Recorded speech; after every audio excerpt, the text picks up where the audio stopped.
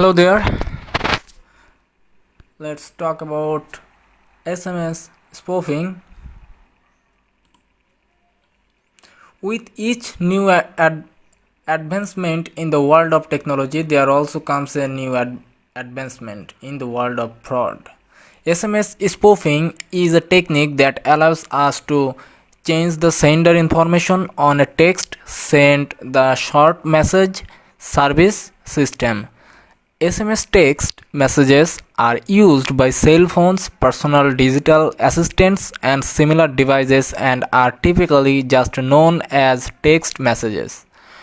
When you send a spoof text, they replace the originating mobile number sender ID with alphanumeric text. In simpler words, SMS spoofing allows you to change the sender's display number as it allows you to change the originator details. It's also regarded as SMS originator spoofing. Here's an interesting illustration of SMS spoofing. It seems fair to assume that things are always going to be this way. That doesn't mean that you have to fall victim to online fraud. Though there are always ways to avoid the latest trickery, and this includes one of the latest methods, SMS spoofing.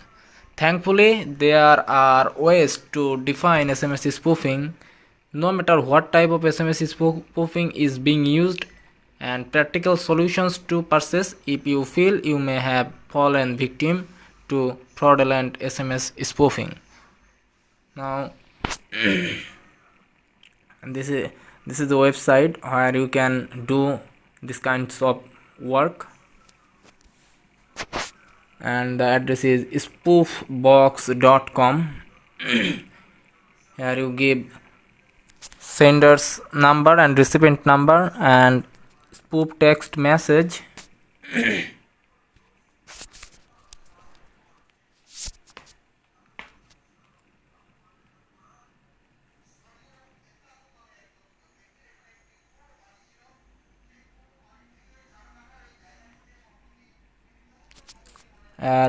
Last maintain all the requirement, just press spoof text message, and you guys can find this available on the App Store, Google Play, Amazon. Now let's look in Android phone. If you had a cell phone for a while now, you probably remember when text messaging went to be a different name, SMS. It's an abbreviation that states a spoof SMS can arrive in a person's phone number under a different name, a different number, or both. Of course, this tool can be used for good and bad side.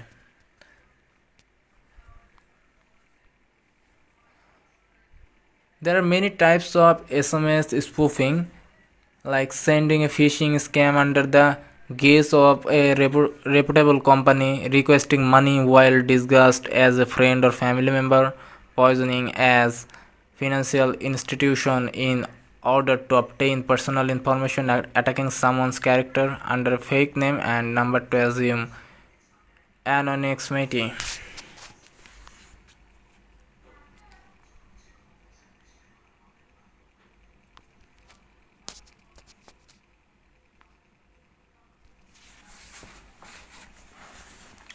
Just go to this and fulfill all the information table.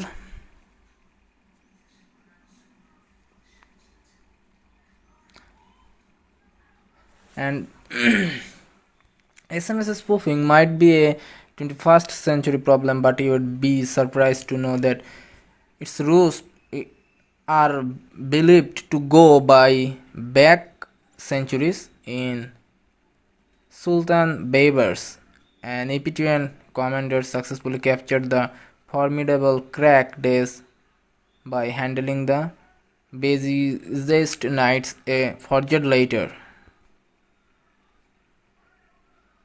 SMS spoofing is a technique that allows us to change the sender information on a text sent via the short message. While you send a text, they replace the originating mobile number with alphanumeric text.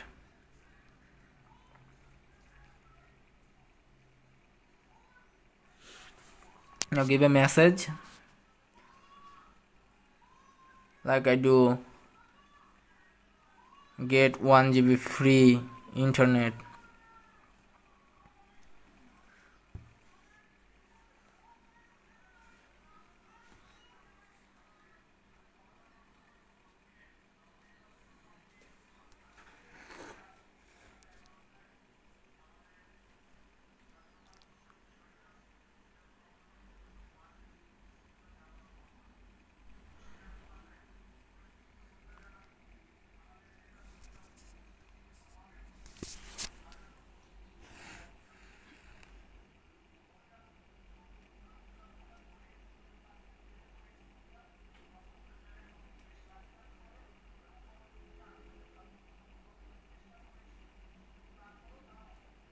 This is how it works.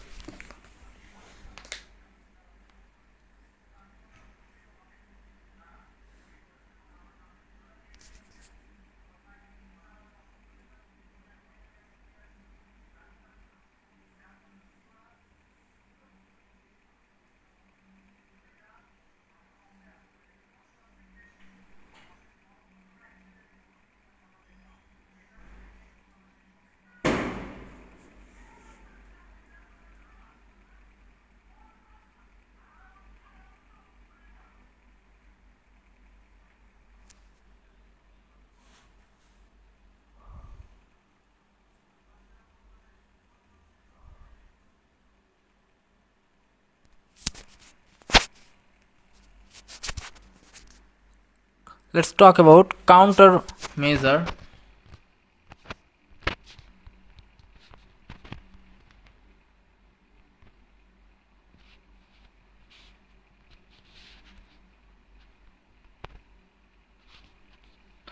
Cybercrimes have increased against Android devices due to the increased uses of instant messaging, global poisoning systems, and webcam applications that are built into the Android device, resulting in invasion of the victim's privacy. The existing studios demonstrate how to utilize the vulnerabilities of the Android device.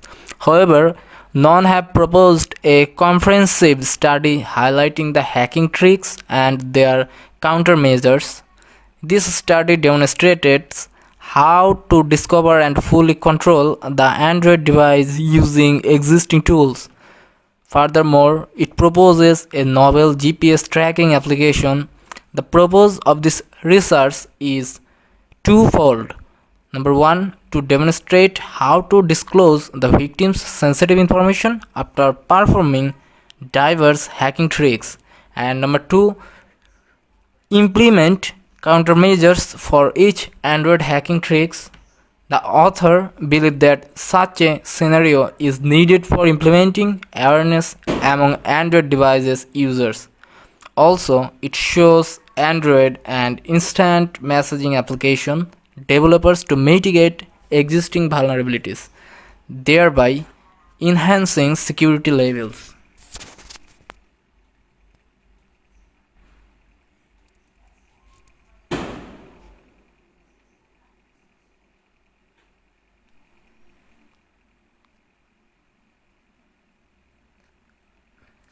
As Android is open source, developers can upload their application without any certificate check, whereas they can upload self-signed applications which can be done without any help or assistance. Smartphones are becoming ubiquitous, and entities ranging from a university student to big organizations rely on them. for their personal and private information. All these above reasons make the malware analysis an immense, immense, immense part of today's Android security world. In this paper or tutorial, we describe the design and implementation, like what are the countermeasures, life cycle, mobile device management, look devices, physical security, IME blocking, find my phone.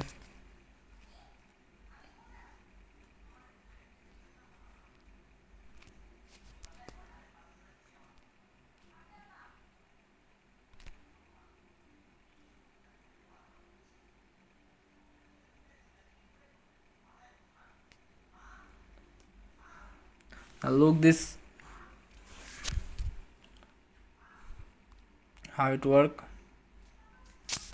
And security nowadays is not too nice to have, but a must have. Cyber criminals have started a new way of encouraging their activities by selling their services on the deep dark web.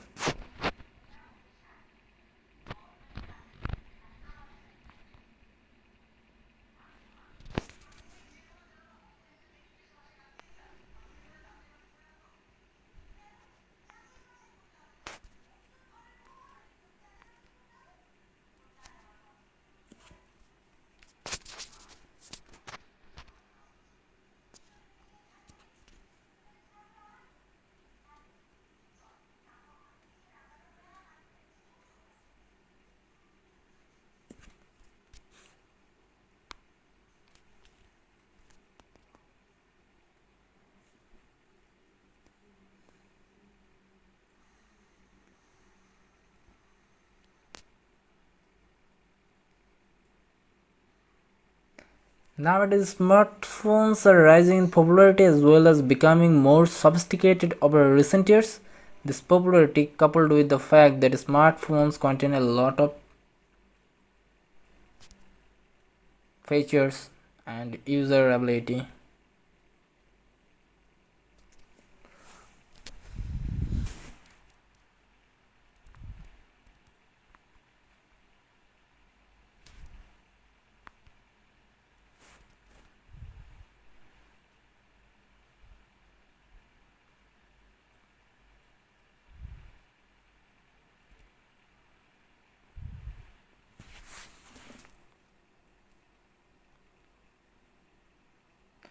we then use a tool we have named Pattern Droid to analyze a maximum of 25 malware samples belonging to different Android malware families.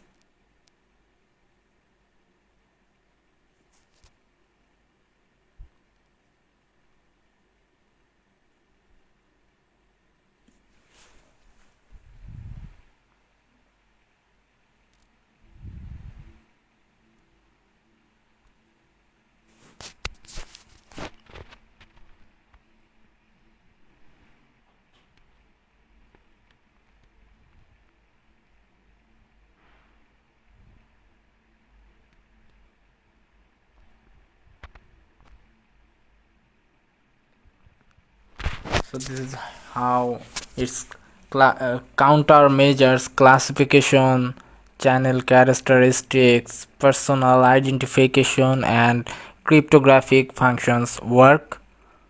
Like cryptographic functions go as metric and encryption functions, systematic encryption function, and hash function, and personal identification goes numbers based countermeasures, biometrics based countermeasures, and classification algorithms goes logistic regression, naive based class sniffer, decision trees, boosted trees, random forest, neural networks, nearest neighbor, and channel characteristics, a single block.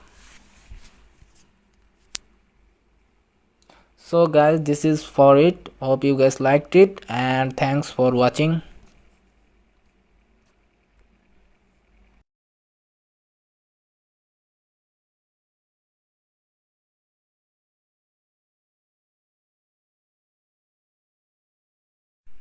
Hello everyone, let's talk about Dsploit, an Android app for hackers. Dsploit is the penetration testing suite developed by Simon Margeratel for the Android operating system. It consists of several modules that are capable of performing network security assessments on wireless networks. It allows you to perform tasks such as network mapping, vulnerability scanning, password cracking, and man in the middle attacks, and much more. And you must fulfill some requirements like your Android device must be rooted and it must have an ARM CPU, minimum Android version 2.3 or higher, like the device must have BusyBox or super user installed, and this is must be full installation. Here's a download link. Dsploit is a penetration testing suite developed by Simon and which consists of several modules that are capable to perform network security assessments on wireless networks. It allows users to perform tasks such as password cracking, man in the middle attacks, network mapping, and vulnerability scanning. Now, install Dsploit.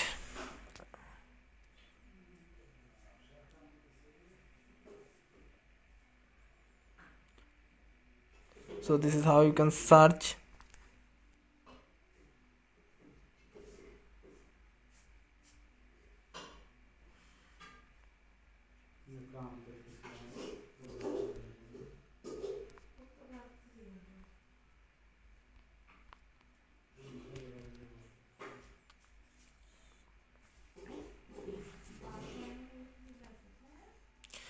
Dsploit is extremity software developed by Android and laser motion system. It consists of several modules that are clever to be adjoining upon network security assessments, more or less networks. It allows you to augment tasks such as network mapping. So how to router PWN, like tap approaching the router PWN include will write up the entry going something with routerpwn.com. Let's sniping.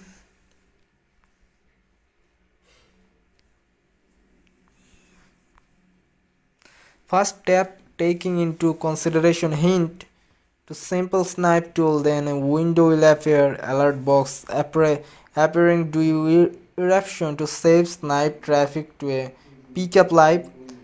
Tap RE yes and is daily to tap the start button. It will begin to display all the snipes states.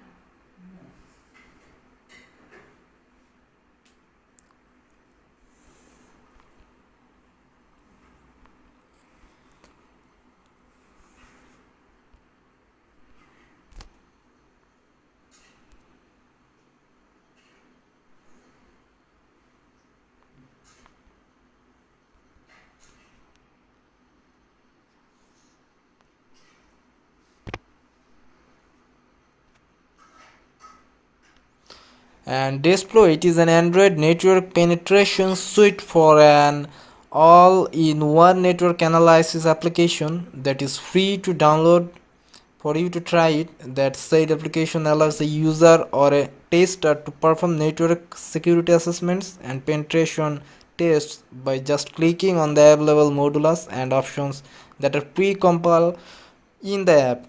It is designed to be fast, handy, and easy to use.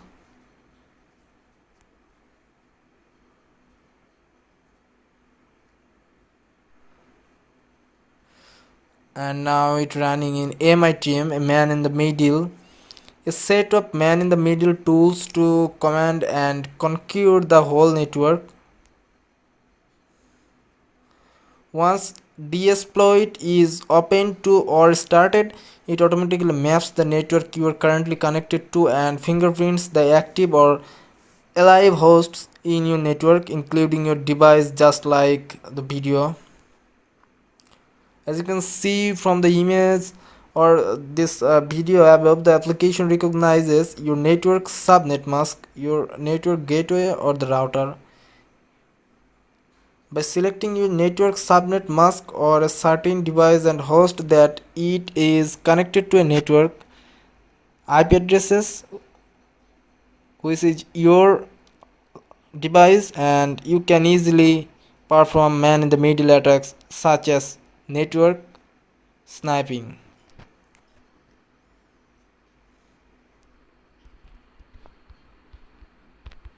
Now I perform redirection.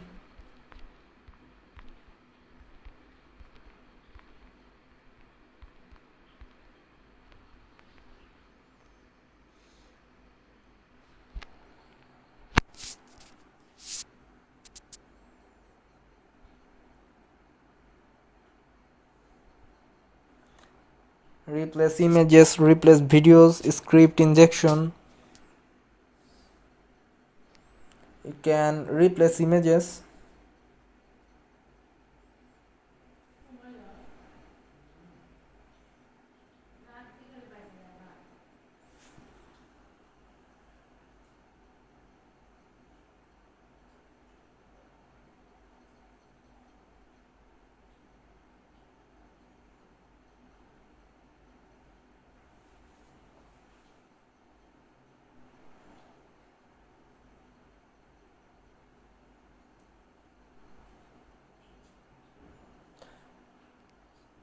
So this is how you guys can use this and target your network, and this is the best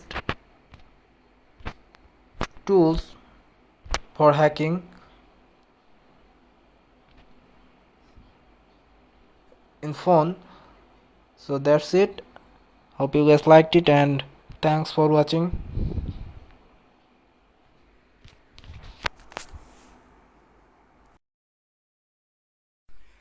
Hello everyone, let's talk about Bactroid. Bactroid pen testing for hackers. Bactroid is an innovative tool developed by the team of Backtrack team. The main features of this APK is that it has more than 200 Android and Linux tools for pen testing and forensics through its smartphone or tablet. Bactroid is mainly used for testing purpose only. It is more famous for Android hacking. The main features of this APK is that it has more than 200 Android and Linux tools for pen testing and forensics through its smartphone or tablet. So root needed, internet need, Android version and compatible version is this. It has a menu categorized according to the nature of the tool may find. Anonymity, search people, audit for frequencies 802.11 wireless and Bluetooth, mapping networks, remote, DDoS, snipers, pen testing, security, examiner, web analysis, and cryptography. Having a recognizable logo is important for a company's branding. When you see the golden arches of McDonald's, Nike's shows, or the Starbucks siren, you instantly know that what they are. No further signage or explanation is required. Something's good logos go beyond simple. The brand behind them, like Amazon's logo with the arrow that goes from A to Z, signifying the fact it sells everything. So let's have a look in Bactroid.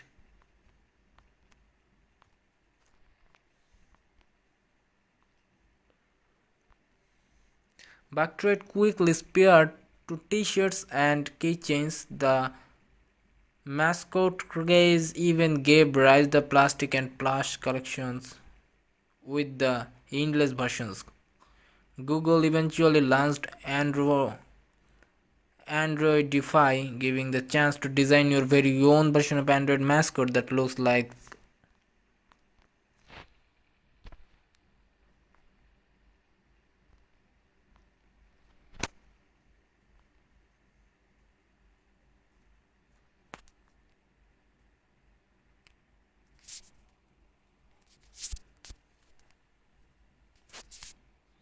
Let's search bug droid. Here you find it bug droid pen testing free. Simply install this.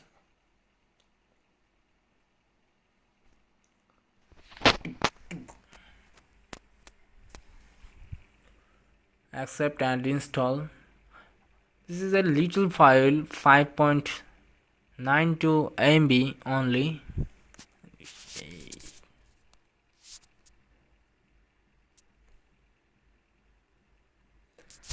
Installing.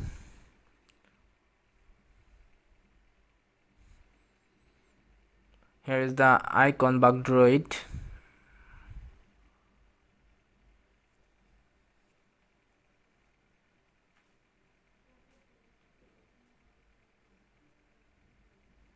Here is option Android pen testing forensics.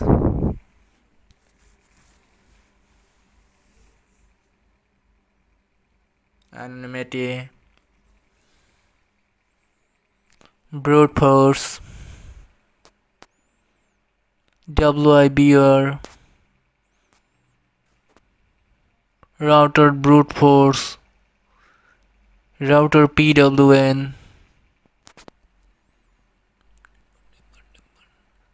DDoS, Droid SORM, crypto, forensics. Many tool is here. Remote scripting, security, snipers,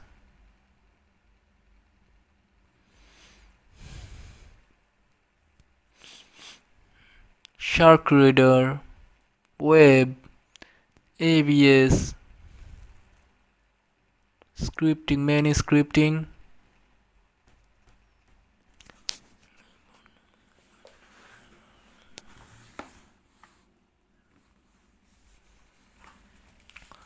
So need Python for Android.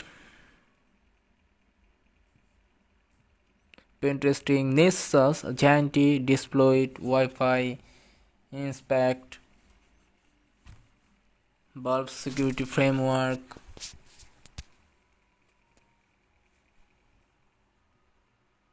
This is how the app is look like and its features. Bug droid.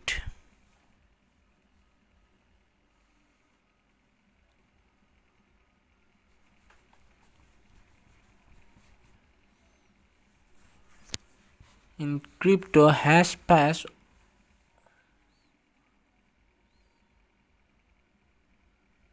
So this is, you can find a blacklist. So this is the interface and uses of bug droid. Just search it on Play Store and install it and have fun. That's it. Thanks for watching. Hey there, let's talk about rubber ducky.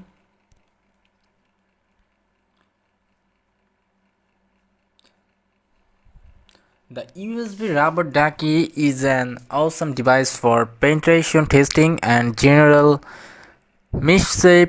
Well, it appears to be an enormous USB thumb drive. When it is plugged onto a computer, it instead registers itself as a USB keyboard on the system and fire off a keystroke payload at lightning speed.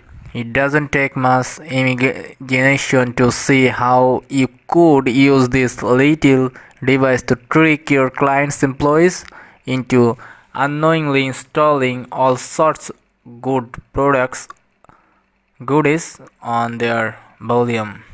The device is cool and can be ordered for around $45.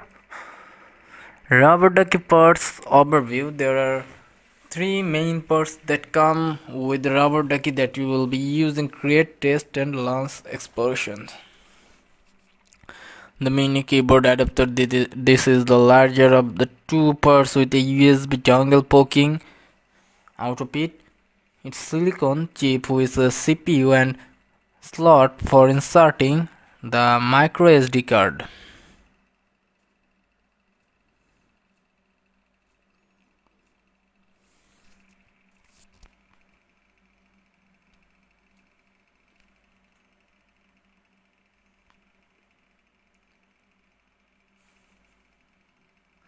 A rubber ducky is a tool that can be used to take over most computers just by being plugged into them for a few seconds.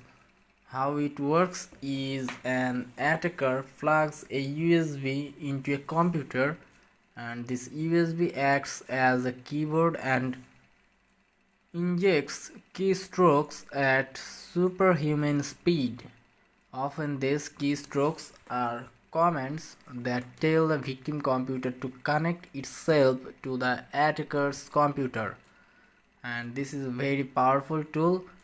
However, I wanted to take it a step further. I wanted to do all of the above, but instead of a USB, I wanted to plug an Android phone into a computer.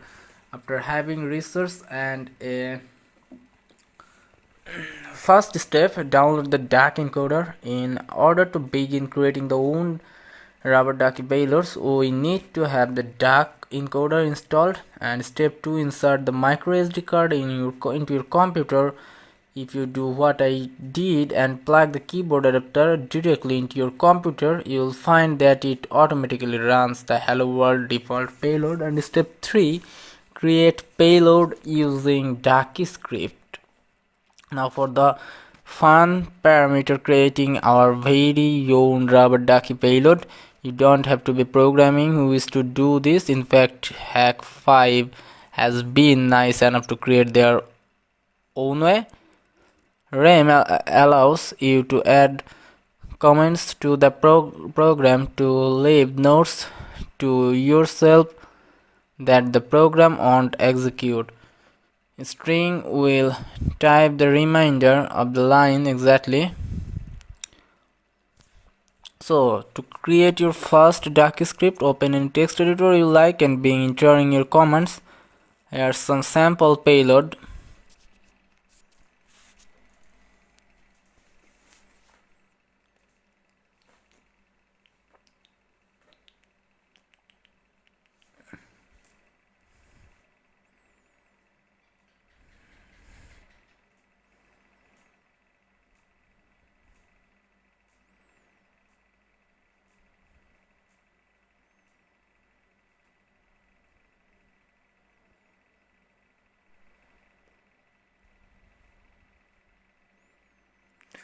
Reading through it, you will quickly notice that lines start with comments and then have one or more following characters. Reading the comments. Step 4, compile your ducky script into an insert.bin. Now that we have got a ducky script payload that we have ready to test, and first let's run downloaded.jar program from command line with no arguments to see all of the options. And the arguments are -i, -o, -l. Script comments.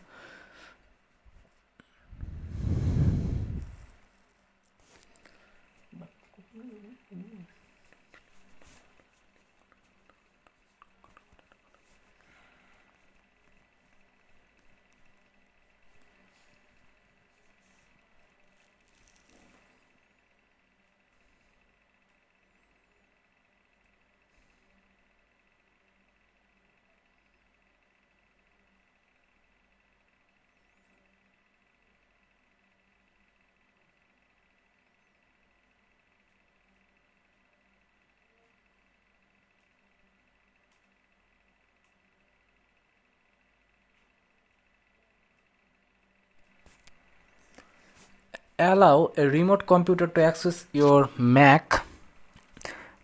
Turn on remote login to access to your Mac from another computer using SSH, Secure Shell Protocol, or SFTP, SSH File Transfer Protocol.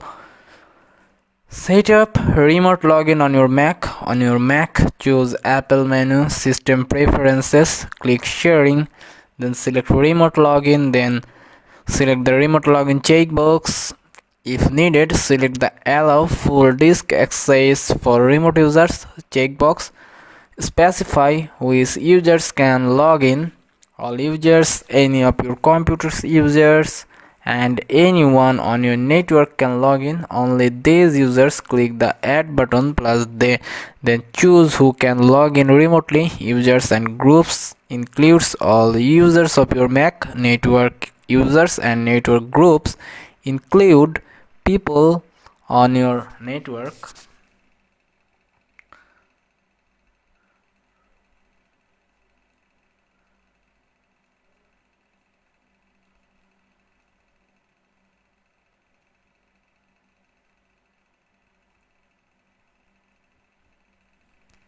So this must be need root in your phone.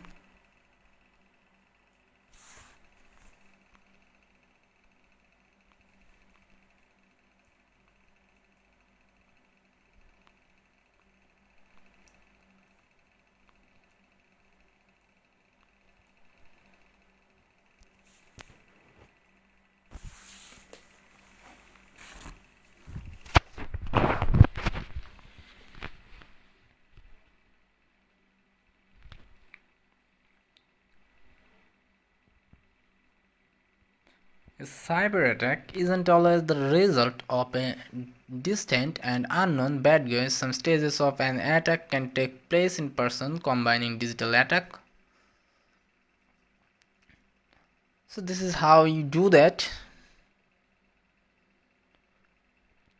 Reverse OSX shell.txt.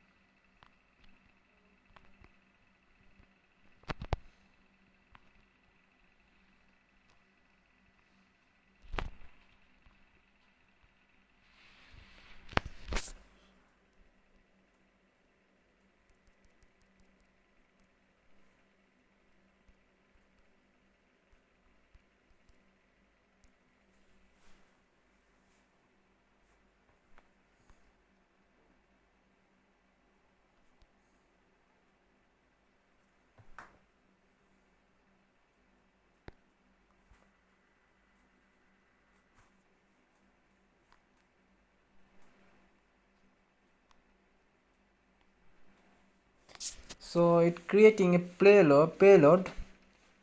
Choose a simple reverse shell. You can create this in whatever text editor takes your fancy. I saved mine as Mac reverse. The brief explanation of the commands above: pop open terminal, Apple key spacebar type terminal, then use the /dev slash TCP approach for a simple shell, and save the payload on the micro SD.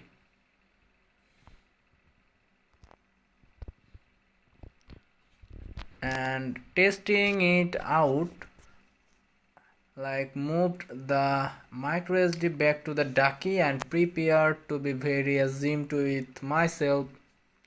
The problem here is that the vendor ID of 0xC00 into 16 is not Apple, therefore Apple does not trust it.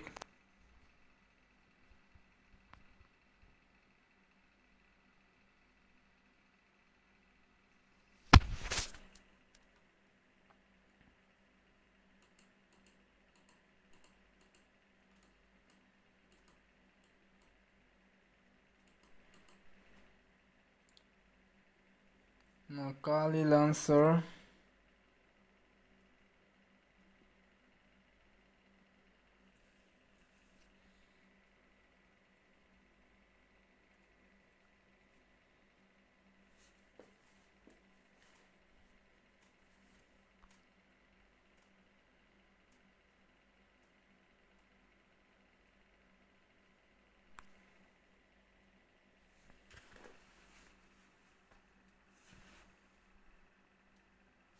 Just give bash, write message, and give comment.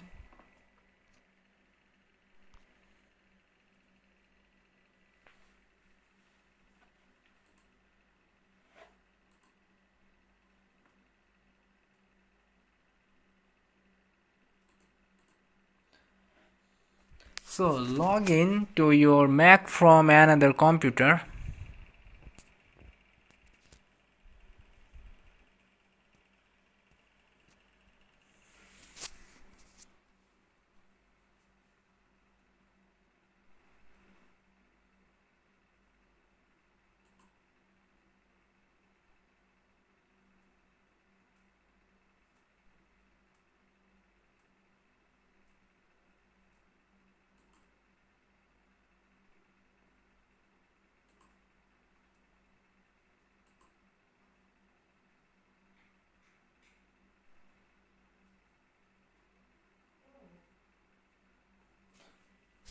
So log into your Mac from another computer.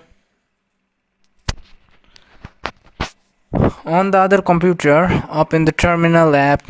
If it's Mac or an SSH client, type the SSH command, then press return.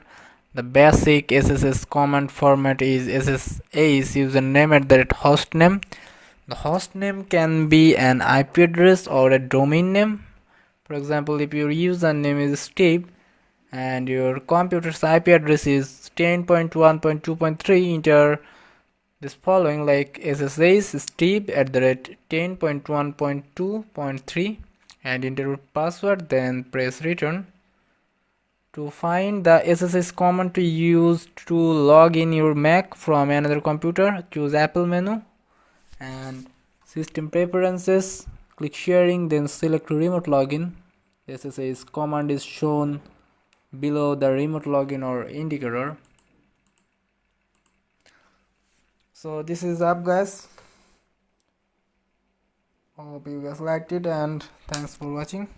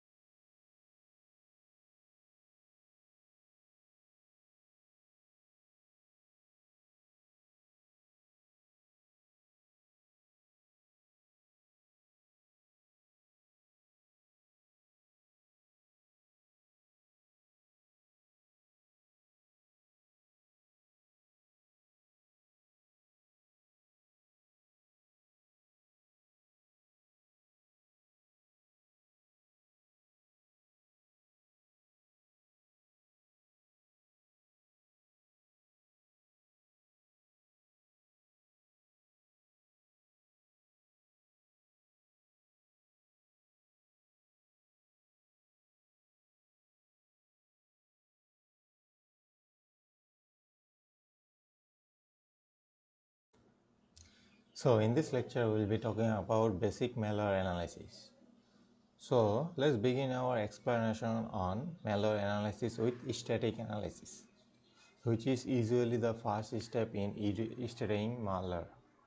Static analysis describes the process of analyzing the code or structure of a program to determine its function. The program itself is not run at this time. In contrast, while performing dynamic analysis, the analyst actually runs the program. We will talk about that in our future lectures. When first analyzing prospective malware, a good first step is to run it through multiple antivirus programs, which may already have identified it, but antivirus tools are certainly not perfect. They rely mainly on a database of identifiable piece of known suspicious code like file signatures, as well as behavior or pattern machine analysis to identify the suspect files. One of the problem is that malware writer can easily modify their code, thereby changing their program signature and evading virus scanner. Also, rare malware often goes undetected by antivirus software because it's simply not in the database.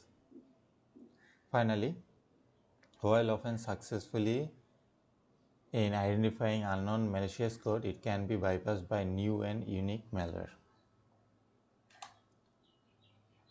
So let's talk about malware analysis in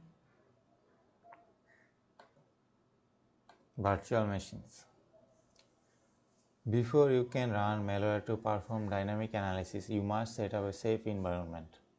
Fresh malware can be full of surprises, and if you run it on a production machine, it can quickly spread to other machine on the network and it will be very difficult to remove. So it's better to not use your main machine, and it's better to always use virtual machine for this kind of work or testing. A safe environment will allow you to investigate the malware without exposing your main machine or other machine on the network to unexpected and unnecessary risk. You can use dedicated physical or virtual machine to study malware safely. So malware can be analyzed without using individual machine on air-gapped network. Another disadvantage to analyzing malware on physical rather than virtual machine is that malware can be difficult to remove. To avoid problem, most people who test malware on physical machine use a tool such as Norton Ghost to manage backup image of their operating systems, which they restore on their machine after they complete their analysis. The main advantage of using physical machine for virtual or malware analysis is that malware can sometimes execute differently on virtual machine. As you are on malware on a virtual machine, some malware can detect that it's being running on virtual machine and it will behave differently on there. So let's talk about the structure of a virtual machine. Virtual machines are like a computer inside a computer. As you can see in this picture, a guest operating system is installed within the host operating system on a virtual machine, and the operating system running in a virtual machine is kept isolated from the host operating system.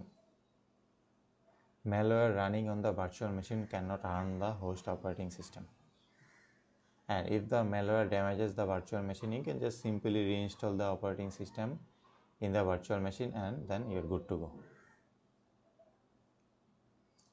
Virtual machines offer a popular series of desktop virtualization products that can be used for analyzing malware on a virtual machine. Like VirtualBox or VMware Player is a free that can be used to create these virtual machines. So I will show you this in a couple of minutes later.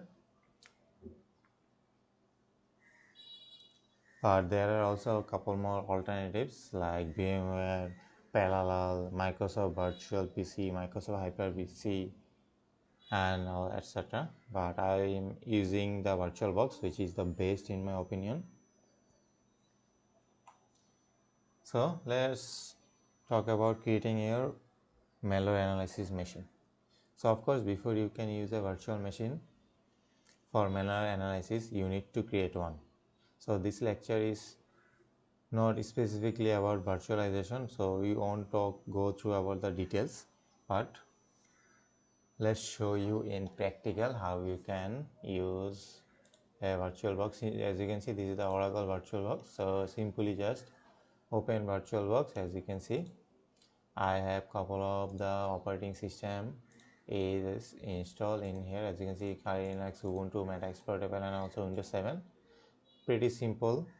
Just download Oracle, download any virtual machine file or just any ISO, just create new setting, just create what you want to use, like Microsoft Windows for Windows, Linux for Linux, etc. So just create it and then you're good to go. Then what you need to do is you need to configure. So you need to configure each operating system, like your system memory, how many memory you want to give, then processor, how many processor you want to give, how many video memory you want to give. So this is the system that you need to see, and the main thing is network. So you can use bridge network that I'm using because I'm using Wi-Fi network. That's why I'm using bridge, but you can also use net network, which is the safest. Then these are the settings that need to change for each operating system or virtual machines, and you are good to go. And when disconnect your network, you can just simply right click and stop to, as you can see, start. So when you are running, it will show stop. You can just simply force stop if some malware attack happened on your virtual machine. So pretty easy, stop, remove, and then reinstall. So there is no problem with attacking malware analysis on your virtual machine. It is safe to use.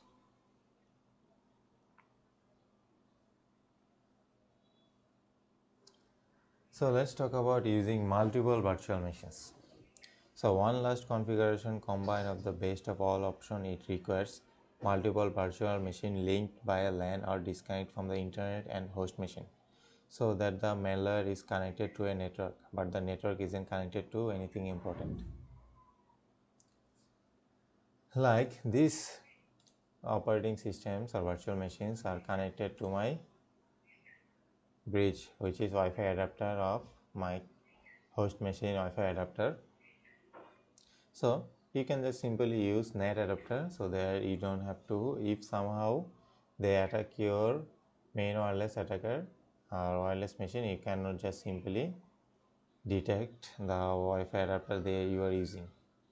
So the virtual machines that are connected on the same virtual switch net or VMnet virtual switch, in this case the host machine is still connected to the external network, but not the machine running on the malware. So when using one or more virtual machine on analysis, you will find it useful to combine the machine with a virtual machine network to select as net network.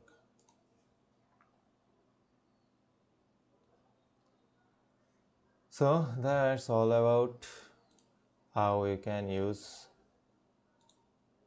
and create virtual machines. So in our next lecture, we'll talk about the other analysis like basic dynamic analysis and etc. Hello there, let's talk about jailbreaking on iPhone. So first, let's have a look in advantages of jailbreaking your phone. Installing apps that aren't available on App Store. iFile, iBlacklist, Sritogo, or many more. You can remove Apple's default apps, maps, music, installing jailbreak tweaks and themes on your iPhone, bypass jailbreak detection on older tweaks, get jailbreak apps that can be used alongside Cydia, using prepaid apps by jailbreaking, installing cracked apps on jailbroken iOS devices. Tweaks allow you to make your iOS device more user-friendly. On Apple devices running iOS and iPadOS based operating system, jailbreaking is a privileged escalation exploit executed to remove software restriction imposed by the manufacturer. Jailbreaking the iPhone. Jailbreaking allows iOS users to gain root access to the operating system and file system. Jailbreaking removes certain security mechanisms to allow installation and distribution of untrusted third-party applications with Cydia and alternate apps manager for iOS devices. Jailbreaking is to expand the feature set limited by Apple and its App Store. Jailbreaking, which can be accomplished using various tools including jailbreakme.com, RedSNO, evasion. Jailbreaking void your warranty, but are not illegal.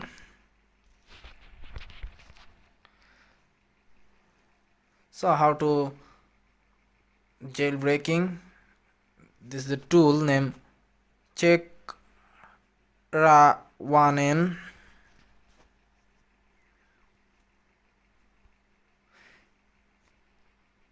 Jailbreaking an iPhone or iPad Touch basically involves replacing or modifying key components of Apple's iOS operating system with custom applications. So download for Mac OS, and some changes new designed. As a result, it opens up your device to a number of possibilities beyond what Apple normally permits. This includes installing third-party apps, customizing the look of the phone's software, or even installing a whole new operating system entirely. However, jailbreaking a device is a complex process, but for the dedicated, it can mean they get more out of their iPhone or iPad Touch. It's not without its risk, however. Now, how I do this, just have a look.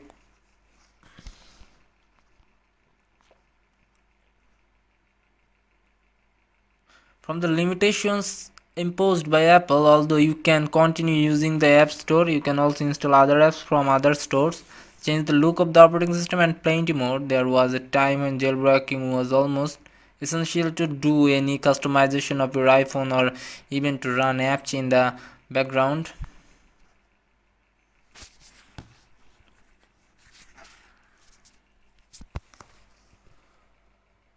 Now welcome to Checkra1N in Mac PC, Mac laptop, and I'm gonna jailbreaking iPhone. So this is how it connects to laptop and phone. A physical device is connected there named Lenchon, and it helps to jailbreaking your phone as well.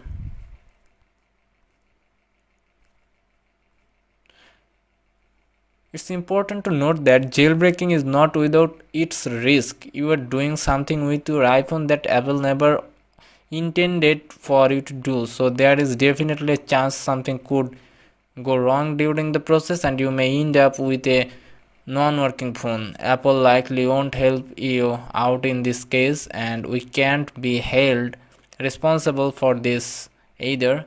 This video also doesn't guarantee that you will even be able to successfully jailbreak your iPhone or iPad or not. With all the different tools and iOS versions out there, the whole process is still more art than science. The bottom line is that you are doing this at your own risk.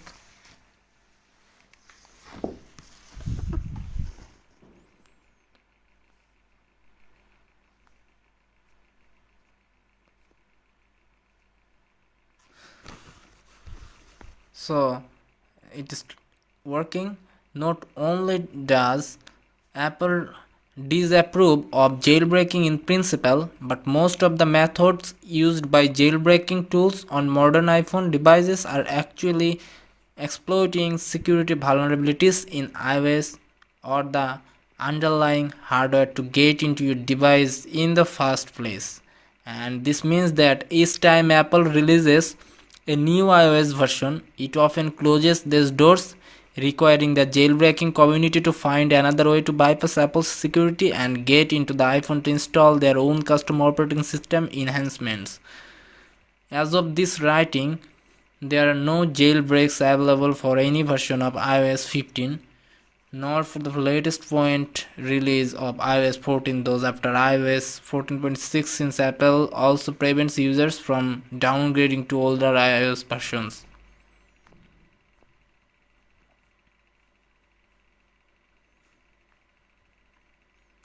and your iOS version will be shown in the second step. You can also tap on this field, see the internal build number, which could be helpful in tracking down a more specific jailbreak solution.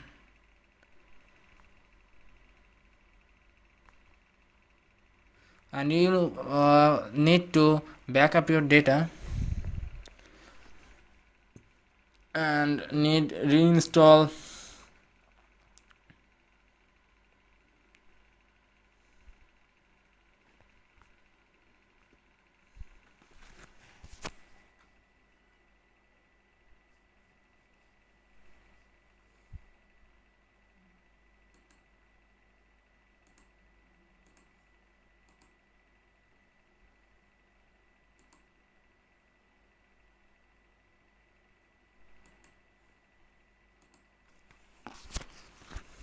restore the system.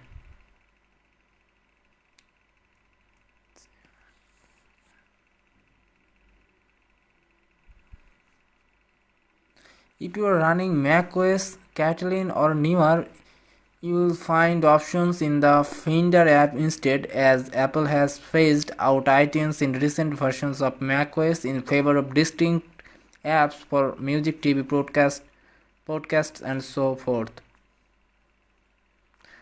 One more thing, jailbreaking an old iPhone with any iOS version. The best method to jailbreak on an older iPhone with a tool called this Chekra 1in. This takes advantage of hardware vulnerability that can be exploited in any iOS device with an A5 to A11 processor, which includes the iPhone 4S through the iPhone 8, 8 Plus, iPhone X, basically any iPhone released between 2011 and 17. So now come to the point, what is jailbreaking is and what it does. The term jailbreaking is most often used in relation to the iPhone. It is considered the most located down mobile device currently on sale. Early versions of the iPhone did not have an App Store, and the iOS interface was considered more limited for users than it is today. In the US, the first iteration of the iPhone was only on AT&T's network, and users who wanted to access other carriers were not able to unless they had a jailbroken iPhone. Apple's walled garden approach to its software has always been in contrast to the variety of options provided by the Android OS for customization. A key motivation of many jailbreakers is to make iOS more like Android. Jailbreaking was and remains a way to install apps that Apple has not approved and a way to customize the interface. Since the term first appeared, jailbreaking has also been used to refer to adapting the code on other devices. From phones to game consoles, people sometimes use it to refer to installing custom software on mobiles or removing digital rights management restrictions on mobiles. However, the term usually refers to Apple products. Aside from the iPhone, jailbreaking can also refer to the iPad and iPod Touch.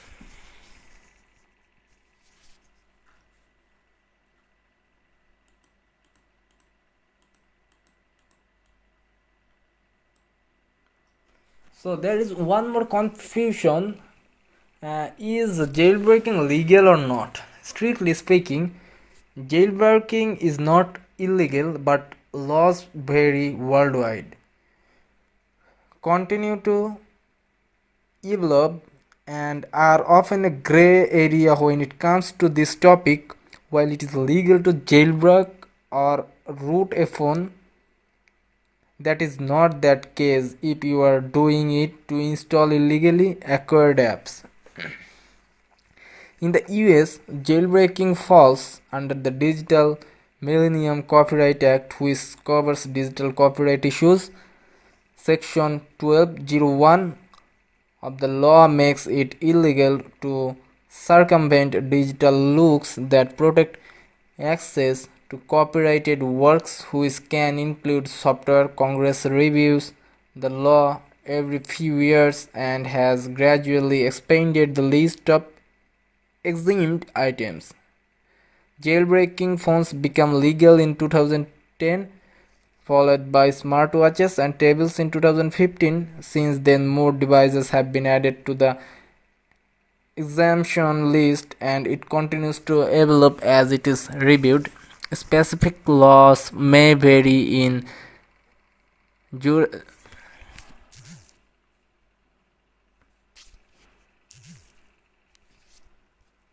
so this is for it, guys.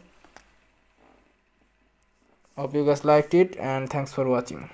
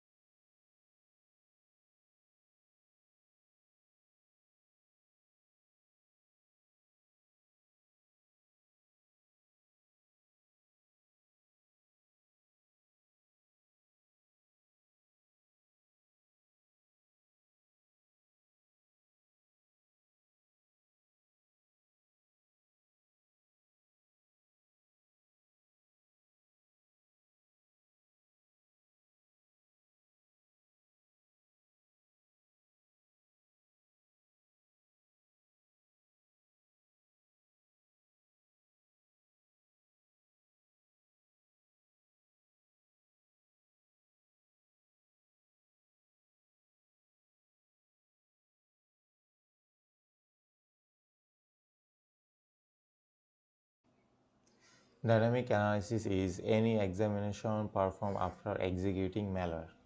Dynamic analysis techniques are the second step in the malware analysis process. So, dynamic analysis is typically performed after basic static analysis that has reached a dead end. Whether due to obstruction, packing, or analyst having executed or exhausted the available static analysis technique. It can involve monitoring malware as it runs or examining the system after the malware has executed. Unlike static analysis, dynamic analysis lets you observe the malware true functionality because, for example, the existence of a action string in a binary does not mean that the action will actually execute. Dynamic analysis is also an effective way to identify malware functionality. For example, if your malware is a keylogger, dynamic analysis can allow you to locate the keylogger's log file on the system. Discover this kind of record and where it keeps, you can locate all of them. This kind of insight would be more difficult to gain using only basic static technique. Although dynamic analysis techniques are extremely powerful, they should be performed only after basic static analysis that has completed. So let's now talk about running the malware. So basic dynamic analysis technique will be rendered useless if you cannot get malware running. So here we'll be focusing on running the majority of malware that will encounter exe or DLL. Although you will usually find it simple enough to run executable malware by double clicking the executable or running the file from a command line, but it can be tricky to launch malicious DLL because Windows doesn't know how to run them automatically. So let's take a look how we can launch DLL successfully in performing dynamic analysis. So the program run dll32.exe is included in all modern version of Windows. It provides container of running DLL using this syntax, as you can see. So the export value must be function name or ordinal selected from the exported functional table name in a DLL. So as you previously learned, you can use tool like PE or PE Explorer to view the export table. So now next install appears to be likely the way to launch the rip.dll. So let's launch the malware. As you can see, simple command. Malware can also have a function that can export it by original. That is the exported function with only an original number, which we discussed previously. So in this case, you can still call this function with run dl 32.exe using this command, where 5 is the ordinal number that you want to call and prepended with the hash character.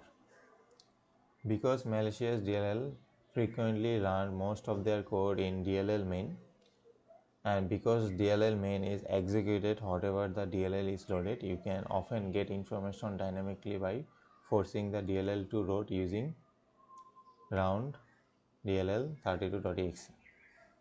Alternatively, you can even turn a DLL into an executable by modifying the PE header and changing its extension to force Windows to load the DLL as it would be executable. DLL malware may need to install as a service and sometimes with a convenient export such as installation, as you can see in this in here, like ipr32x.dll. So the service name argument must be provided to the malware so it can be installed and run. So the net start command is used to start service on a Windows system. So when you say or when you see the service name function without a convenient exported function such as install or install service, you may need to install the service manually. So this is the note that you need to remind or keep in mind. So let's talk about monitoring with Process Monitor. So Process Monitor or PROCMON is an advanced monitoring tool on Windows that provides a way to monitor certain registry, file system, network processes, and thread activity. It combines and enhances the functionality of two legacy tools, which is FileMon and RegMon. So let's talk about the PROCMON display. So as you can see, this is the PROCMON display. So PROCMON display configure columns containing information about individual's event, including the event sequence number, timestamp, name of the process causing the event, and the event operation. So as you can see, this picture shows a collection of PROCMON events that occurred on a machine running a piece of malware called mm32.exe. As you can see, reading the operation column will quickly tell you which operation mm32 perform on this system, including registry and file system access. One entry of note is the creation of a file, which is C document this directory, and it sequence a number of 212 using create file. So the word success is the result. The column tell you after this operation was successful. So let's talk about filtering in PROCMON. It's not always easy to find information in PROCMON when you are looking through thousands of events one by one. That's why PROCMON filtering capability is key. You can set PROCMON to filter one executable running on the system. To set a filter, just simply type choose filter to open a filter menu. So the most important filter in malware analysis are process name, operation, and details. So just select a comparator, choose the option such as contain or less than. Finally choose whether this is the filter to include or exclude from the display, because in default the display will show system calls and it is important to reduce the amount that is displayed. So as you can see, this is the setting of a Procman filter. So as you can see in the first two rows in this picture, we are filtering on Procman name and operation, and we have added a filter on process name equal to mm32.exe, that's active, and when the operation is set to register is set below. As you can see, operation is set to register is set below. So after you have chosen a filter, just click add to each and click apply, and it as a result will applying the filter. So Procman provide useful automatic filters on its toolbar. So the first four filters is, first one is registry. So registry, by examining registry operation, so you can tell how a piece of malware install itself in the registry. Then file system, exploring file system interaction that can show all the files that are malware creates or configures files as it uses.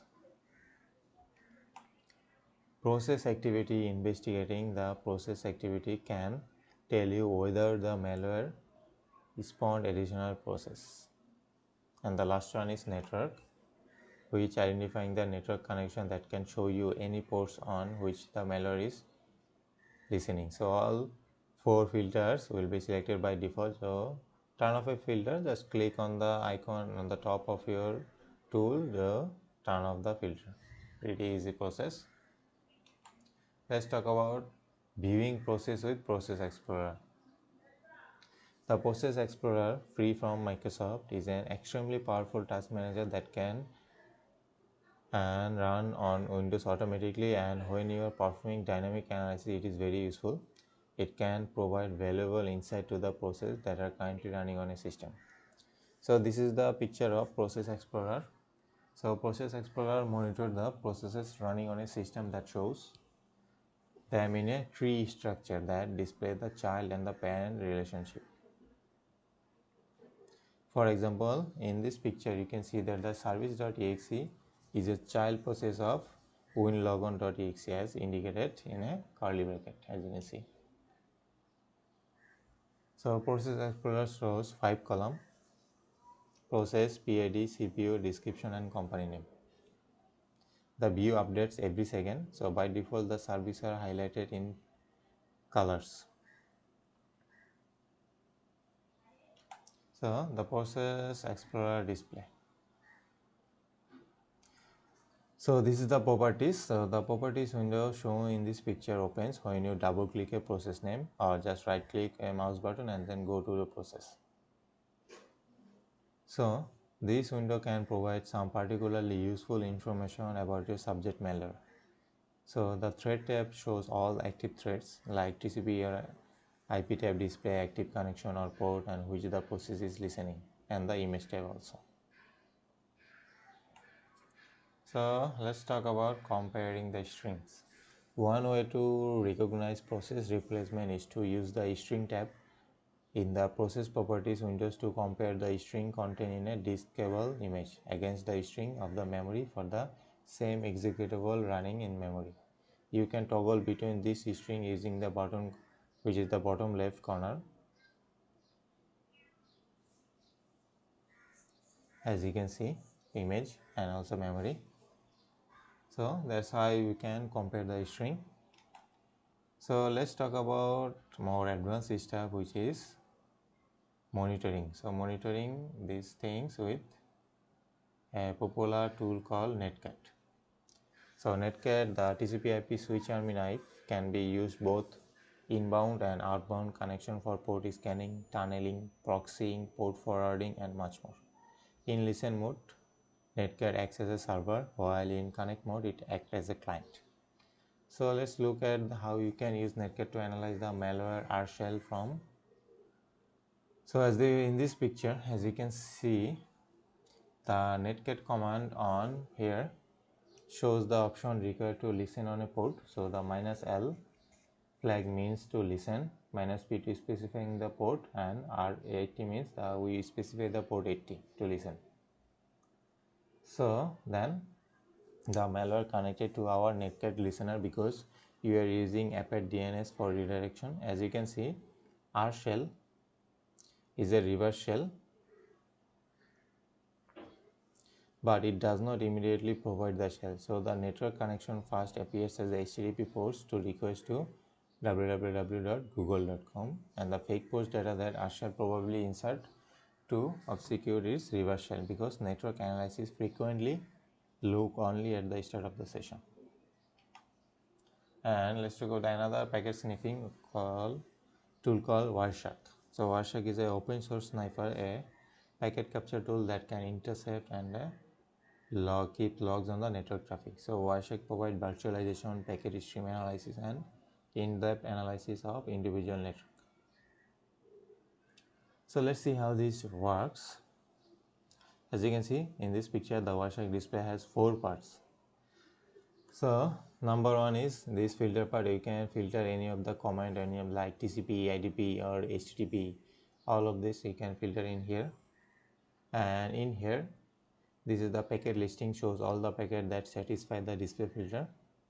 And in here, this is the packet detail window that will display the content of the currently selected packet. And in here, at the end, the hex window display the hex content of the current packet, and the hex window is linked with the packet detail window, which will highlight your field that you select. So that's how you can use using Wireshark to capture. So that's all about this malware analysis, both on static and also dynamic. Hey there, let's talk about mobile malware. Mobile malware is malicious software that targets KG or wireless enabled LFF by causing the collapse of the system and loss or leakage of confidential information.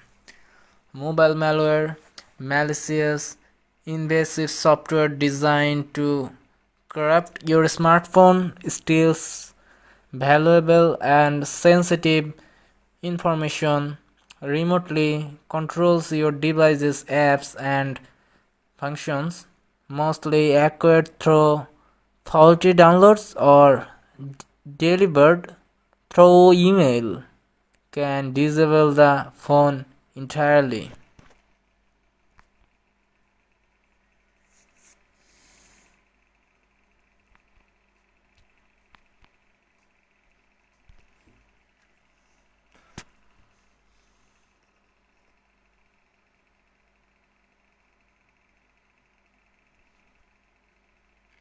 Mobile malware, as its name suggests, is malicious software that specially targets the operating systems on mobile phones.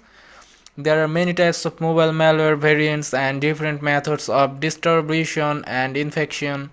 For organizations that depend on mobile phones to do business or who allow employees and visitors to use their own devices as part of beyond policy, the threat is very real and needs to be addressed. So malware for iOS. This is a list of known malware including spyware, adware, trojans, viruses, worms and similar tools that have targeted iOS, including jailbroken iOS. The dates are approximate dates when people discovered, published, or started discussing the tool. The goal of this list is to aid better understanding of the risks of using iOS and jailbroken iOS. It's helpful to have as much accurate information as you can. If you're concerned about avoiding malware on your jailbroken device, check this guide or install these packages. And some context: Like some of these tools targeted old iOS versions and do not work on current iOS versions. Some of these are harmful and some are merely annoying. Many of these require the device to be jailbroken and some work on non-jailbroken devices. Cydia is an open platform. It includes a specific set of default repositories and it is also allows users to type in the third-party repository that they want to use. Anyone can run a third-party repository and distribute any software they choose to distribute. Some of these tools are built to target specific peoples instead of the general public, especially for malware that targets a specific person and requires the device to be jailbroken. The Wild West's Guide to Mobile Malware.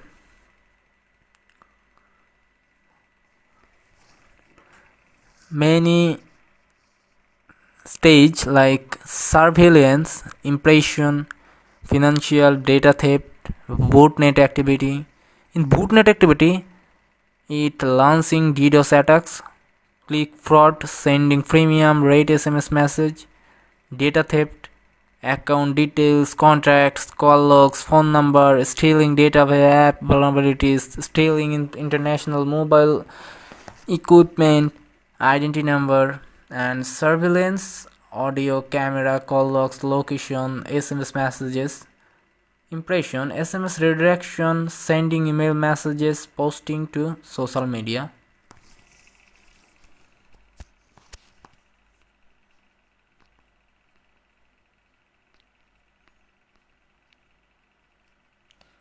So in viruses and trojans, what might seem a legitimate application could contain a virus or trojan ready to attack your mobile phone. These viruses may have a fairly anonymous payload, such as changing your phone's wallpaper or changing the language. However, most have something much more malicious in mind, like mining for password and banking information.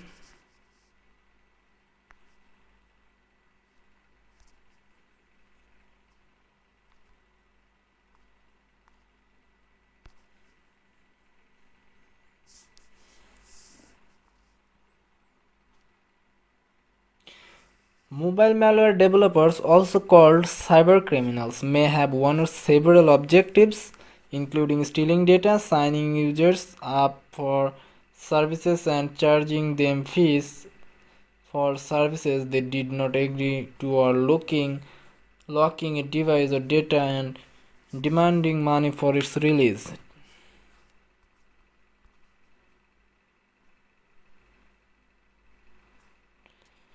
I give examples of mobile malware attacks. In February 2018, ADB mainnet cryptocurrency mining malware was reporting infecting Android-based smartphones, tablets, and television sets. The malware infects the device to mine a type of cryptocurrency called Monero coins and sends all accurate funds to a single wallet. The Cavir worms has the verified example of a worm created especially for mobile devices. It was developed in 2004 and designed to infect mobile phones running Symbian OS. When a phone is infected, the worm displays the message carried on the phone's screen. Every time the phone is turned on, the worm attempts to spread to other phones in the using wireless Bluetooth signals, although the recipient has to confirm this manually. Best hacking apps for iOS devices: MSpy, iRate, X, iSpy, Miriam,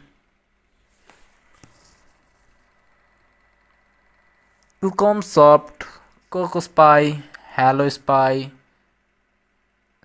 Spike, Spy to Mobile.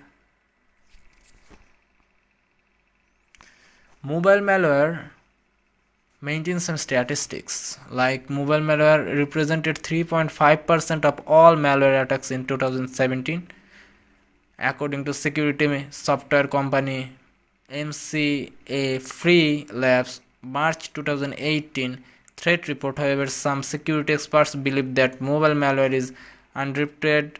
Mobile banking became a target for malware designers in 2018 as users came to rely on their smartphones to conduct banking tasks. In 2017, there was a 60% increase in mobile banking trojans according to MCFE Labs. The number of mobile malware threats increased 46% in 2017 from approximately 18 million events at the beginning of 2017 to nearly 25 million events by the end of 2017.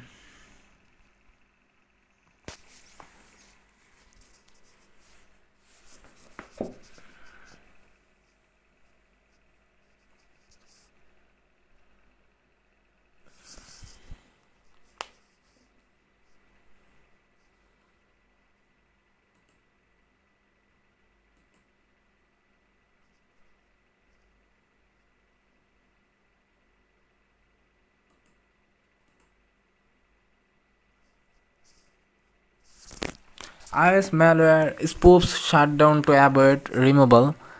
Researchers from security firm Jacobs recently developed a Trojan-proof on-concept tool that can fake a shutdown on iPhones, allowing malware to secretly continue living on the device.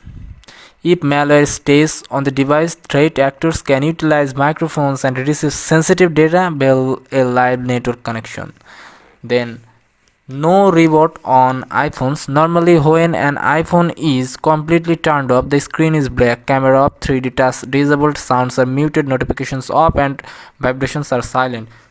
However, this tool developed by Jacobs injects code onto their iOS devices to fake a shutdown by disabling these indicators.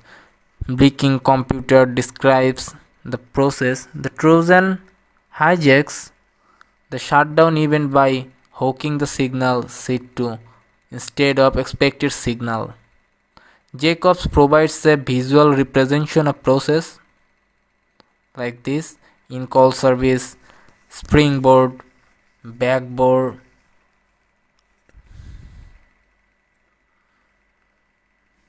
Next, the backboard daemon is commanded to display the spinning wheel that indicates the shutdown process is underway. Backboard is another iOS daemon that logs physically button click and screen touch events the phone is off. And this will exit all process and restart the phone.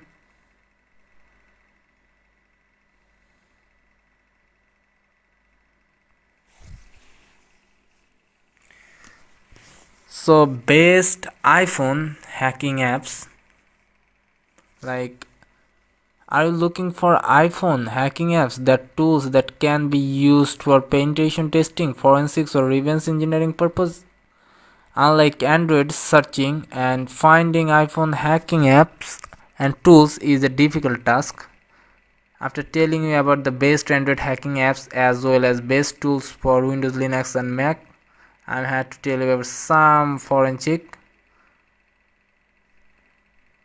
So hacking apps for iPhone iOS tools for 2020. Number 1, iRate iOS Reverse Engineering Toolkit.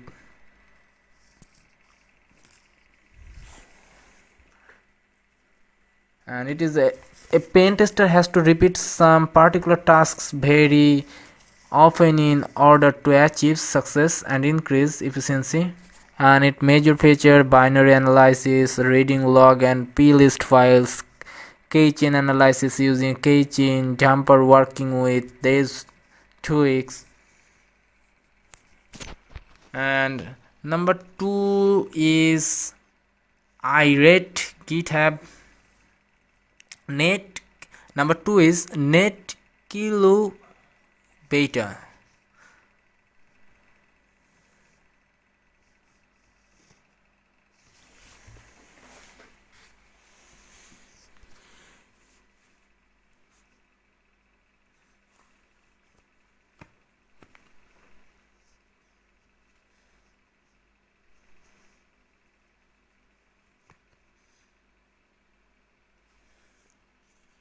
Number 3, JOA Pro.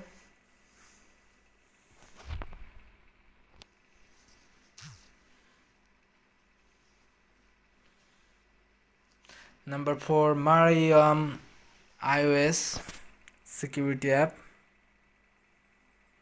and it is basic feature. Number 5, Burp. Burp is a very powerful app, and in Linux, Burp is very useful.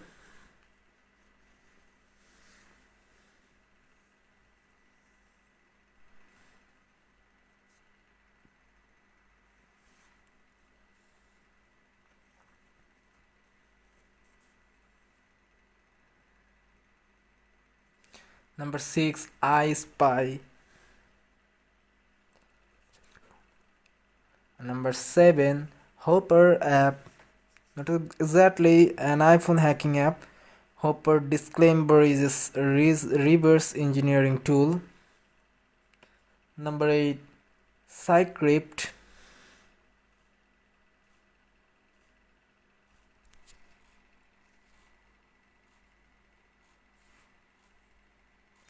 And number 9, Fraben DS.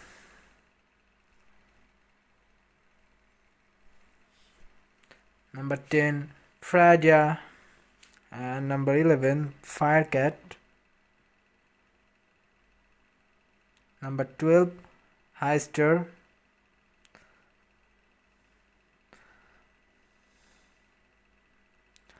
So guys, this is the best tool for iPhone hacking. Hope you guys liked it, and thanks for watching.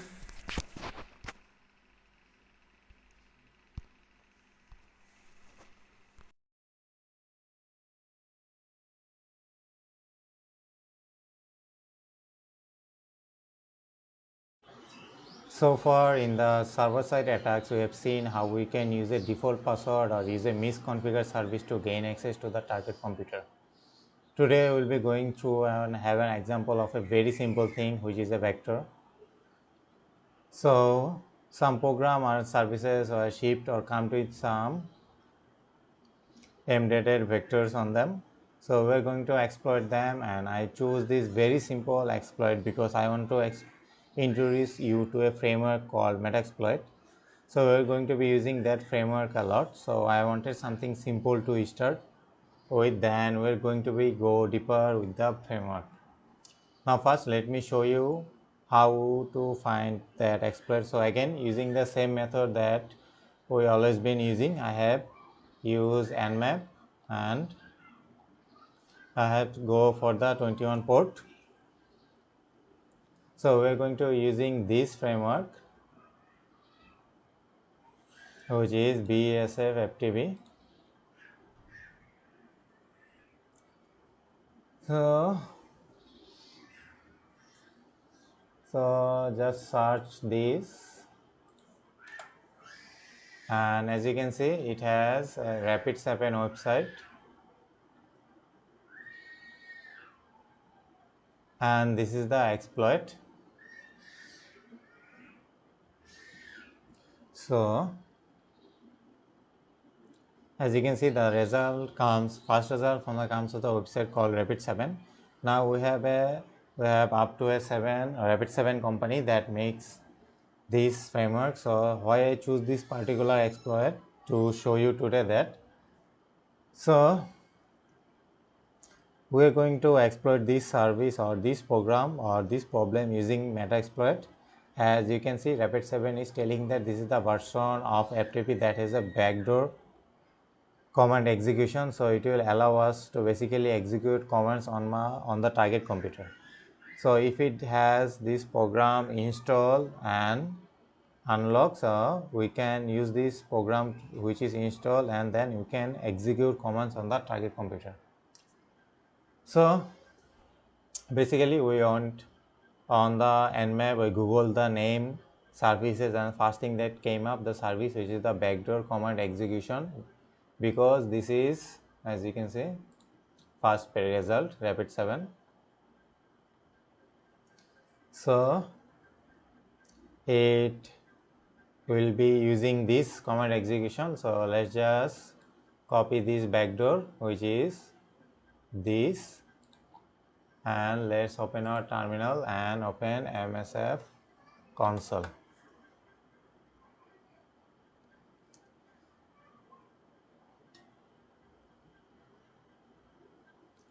Okay, studying, so it will take up a couple of seconds. Okay, we are run. So just paste what you copy. As you can see, no use exploit, no payload is configured. So as you can see, we are now using this exploit. So just type show options to show all the options. As you can see, there is no rhost selected, only R port is selected, so we have to set our rhost. So the command you need to use to set rhost is just type set rhost, and type the IP address of our meta exploitable machine 192.168. Okay, I mistakenly entered, so let's type again set rhost 192.168.1.101. So let's type again to show the options to see if our rhost is selected or not. As you can see, our rhost and also R port is now selected. So if we go to nmap, we can see that our port 21 is running on FTP. As you can see, FTP.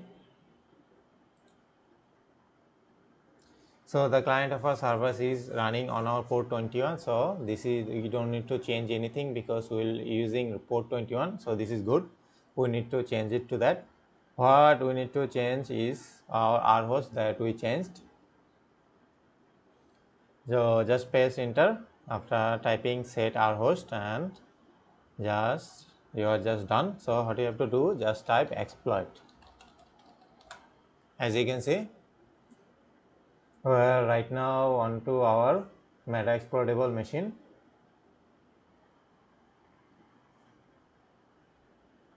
So we are right now on ID. So if I just type ID, as you can see, we are right now on our root access. If we just type ls, as you can see, these are all of the files that are on our meta exploitable machine, and we have access to our meta exploitable machine. And if we type pwd, as you can see, we are right now on root. So you can use any command that you can want in here in your target machine. So as you can see, this is very simple to use meta exploit, and in future we will be using more of our meta exploitable or MSF console, and we will do the advanced stuff also. So far in the server side attacks, we have seen how we can use a default password or use a misconfigured service to gain access to the target computer. Today we will be going through and have an example of a very simple thing, which is a vector. So some program or services are shipped or come with some embedded vectors on them. So we're going to exploit them, and I choose this very simple exploit because I want to introduce you to a framework called Metaexploit. So we're going to be using that framework a lot. So I wanted something simple to start with, then we're going to be go deeper with the framework. Now first let me show you how to find that exploit. So again, using the same method that we always been using, I have used nmap, and I have to go for the 21 port. So we're going to using this framework, which is BSF FTP.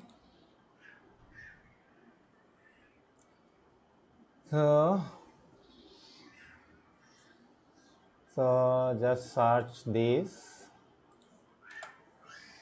and as you can see, it has a Rapid7 website. and this is the exploit. So as you can see, the result comes, first result from the comes of the website called Rapid7. Now we have up to a 7 Rapid7 company that makes this framework. So why I choose this particular exploit to show you today that. So we are going to exploit this service or this program or this problem using Metaexploit. As you can see, Rapid7 is telling that this is the version of FTP that has a backdoor command execution, so it will allow us to basically execute commands on the target computer. So if it has this program install and unlock, so we can use this program which is installed and then we can execute commands on the target computer. So basically we want on the nmap we google the name services, and first thing that came up the service which is the backdoor command execution, because this is, as you can see, first result Rapid7. So it will be using this command execution. So let's just copy this backdoor which is this, and let's open our terminal and open MSF console.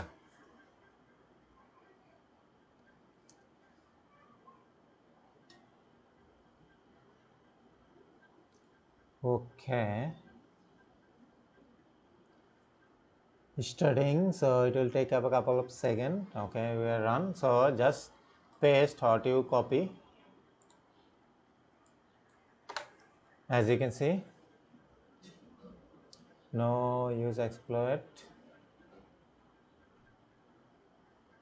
no payload is configured. So as you can see, we are now using this exploit. So just type show options to show all the options. As you can see, there is no rhost selected, only rport is selected, so we have to set our rhost. So the command you need to use to set rhost is just type set rhost, and type the IP address of our meta exploitable machine 192.168. Okay, I mistakenly entered, so let's type again set rhost 192.168.1.101. So let's type again to show the options to see if our rhost is selected or not. As you can see, our rhost and also rport is now selected. So if we go to nmap, we can see that our port 21 is running on FTP. As you can see, FTP. So the client of our servers is running on our port 21. So this is, we don't need to change anything because we're using port 21. So this is good. We need to change it to that. What we need to change is our rhost that we changed. So just press enter after typing set rhost, and you are just done. So what you have to do, just type exploit. As you can see, we are right now onto our meta exploitable machine.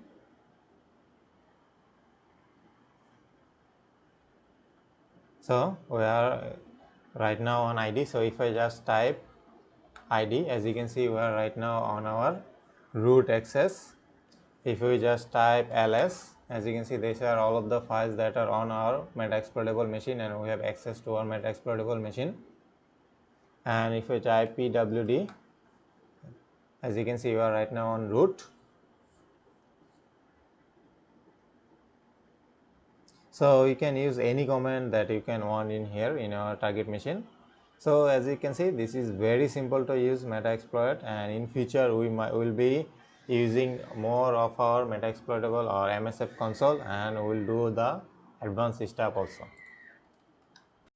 We saw in the previous lecture how we can create a fake app that includes a payload and how to send it to the victim. And once the victim installs this fake app to his Android device, we are gonna get a full access to his device. Now the only problem with this technique is that JAP is doing nothing. It is a useless app. So if the victim receives such app and install it, it does not do anything.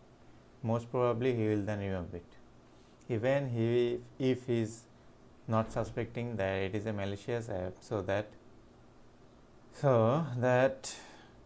will be do nothing. And in this lecture I am going to show you how to bind a real app with a fake app, and that includes the payload, or actually how to include a payload inside of a real app.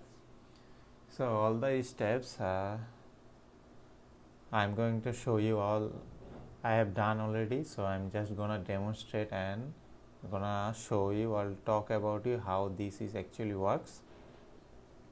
Now in general you will see there is a different script that will allow you to do that, and you can install this or use this script that I choose, or you can just search online or go for another one. You will see many scripts that is doing that. So first what you need to do is you need to get a real app. So for this able to do that, we can just go for any app, just search for like notepad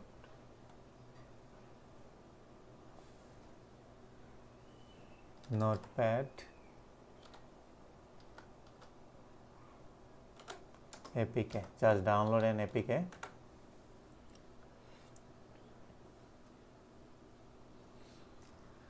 So you will find many websites that you will find you to download this app. So this is one of them. Those are the regular app which you can really download for any other website, just like APK Pure. It's a big website that allow you to download free APKs, and that you can choose this one or search for any other app that you want. So this will be the app where we will include the malicious. So click on download and it will download the app. Just download it. I already downloaded it, so I'm not going to download again.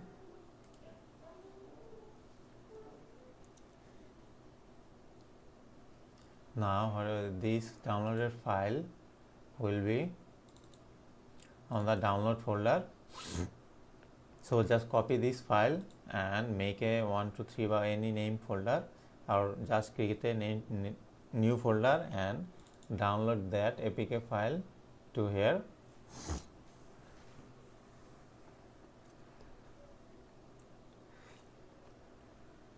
This is the downloaded file, notepad.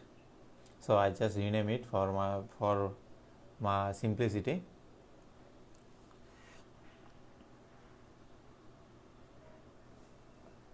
So the next step is to download the Metasploit. So just search.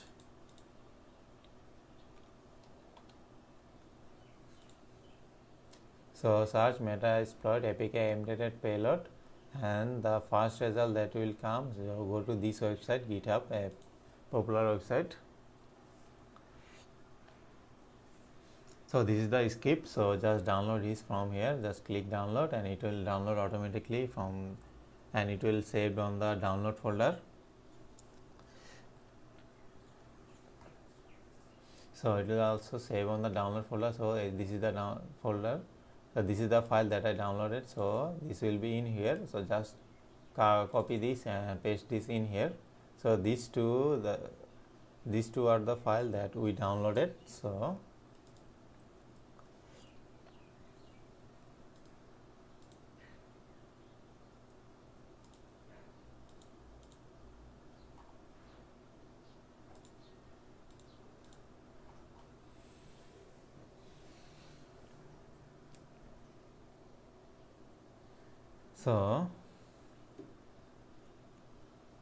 at first you go to the directory of that folder, as I already created this folder. So I am gonna select this folder.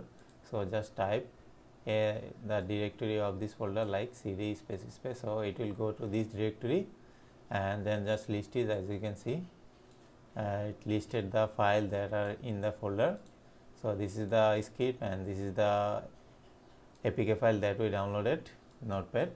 So just unzip this script. It's a easy process. Just type unzip and it will, this is the built-in command, you don't need to do anything. So just type unzip and type this. As you can see, I already type this. So it will, what it will do is it will unzip that folder. As you can see, this, that unzip this.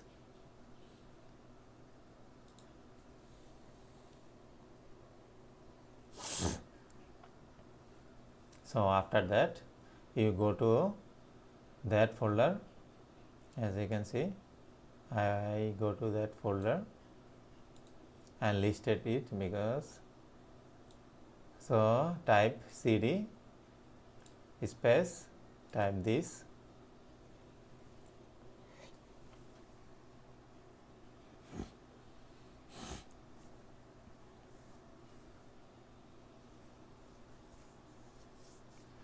so what that will do is it will go to this directory, like this directory.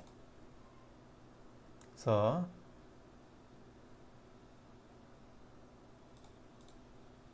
that go to the directory. As you can see, I listed all the file. As you can see, these two files are in the listed into this folder. So what you will have to do is, now you have to copy the notepad file. Just copy this, like copy, and paste this in here. As you can see, I already pasted in here. So just do that.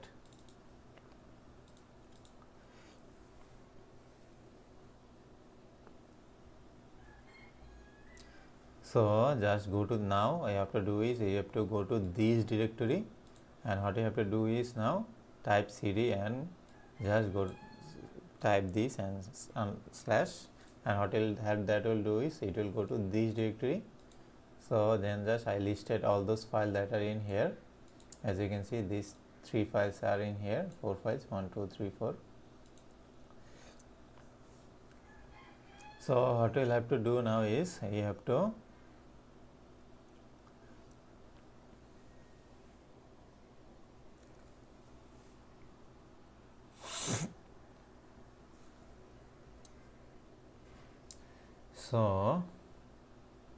so now I have a program and the file in the same folder. So it doesn't matter where the point is. So you have the program and file inside the same folder. Now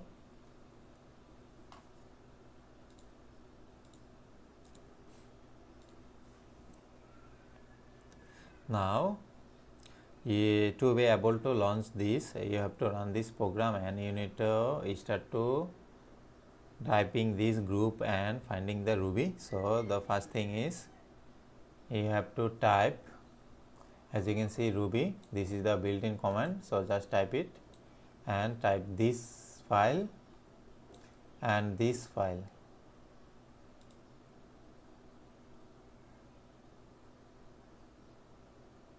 Notes.apk that we pasted, like this file, and type -p or -p. So I need this file to bind a payload. So you need to put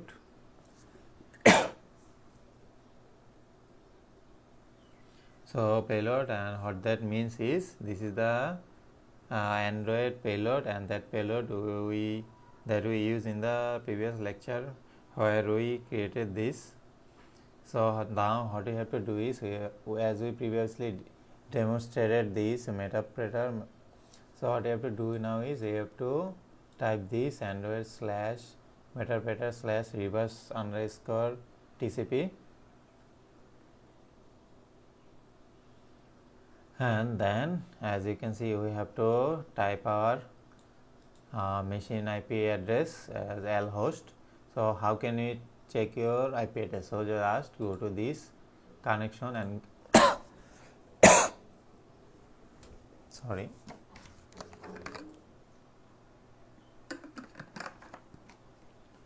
So what you have to do is you have to type your machine IP address. As you can see, this is my machine IP address. Okay, this one is. So just type this in here and just type any port as you want.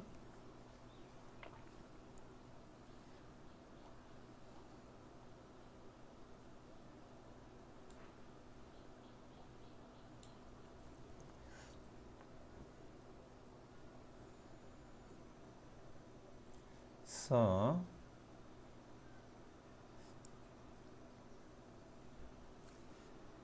just type your IP address and choose any port that you want. You don't need to choose mine, you can choose any other. I just choose this as an example.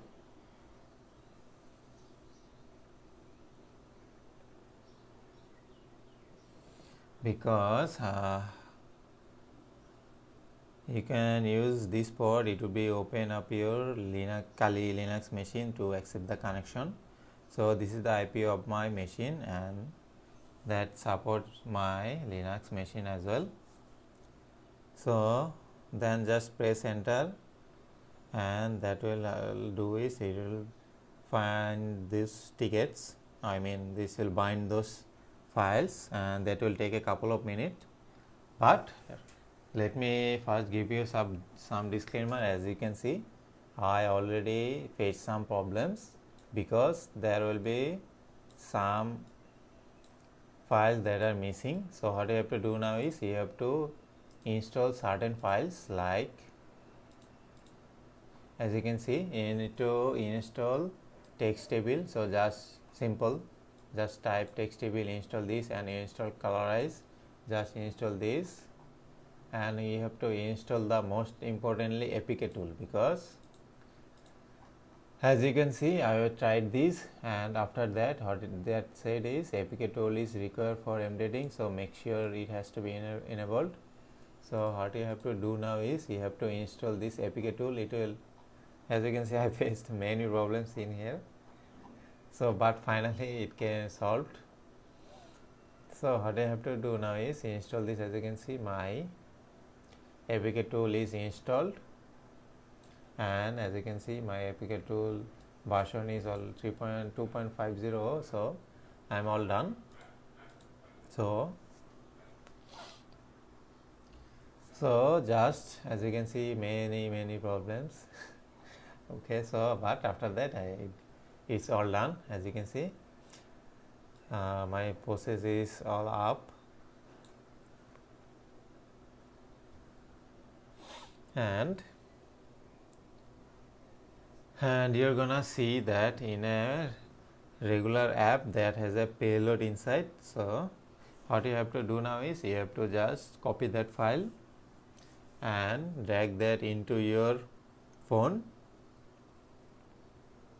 or means move to that payload file into your phone and just install this into your phone, Android phone. Or so when you try to install that on your devices or Android phone, it will ask you to get some permission like file, document, my picture, etc., and that's normal. I mean, if you install any regular application at first, you will see that they ask you many permission. Like if you install camera, they will ask you for file, your camera or gallery, these permissions. So just like this application will ask for file, document, picture, and etc. permission. So just giving that permission, it will install on your Android phone and it will access your Kali Linux machine. And also do not forget to run the handler as we did on the previous attack. So that's the process. You can install a payload on a APK file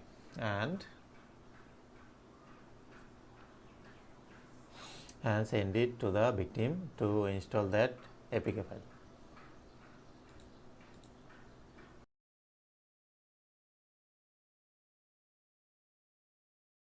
So in this lecture we are going to be talking about keyloggers.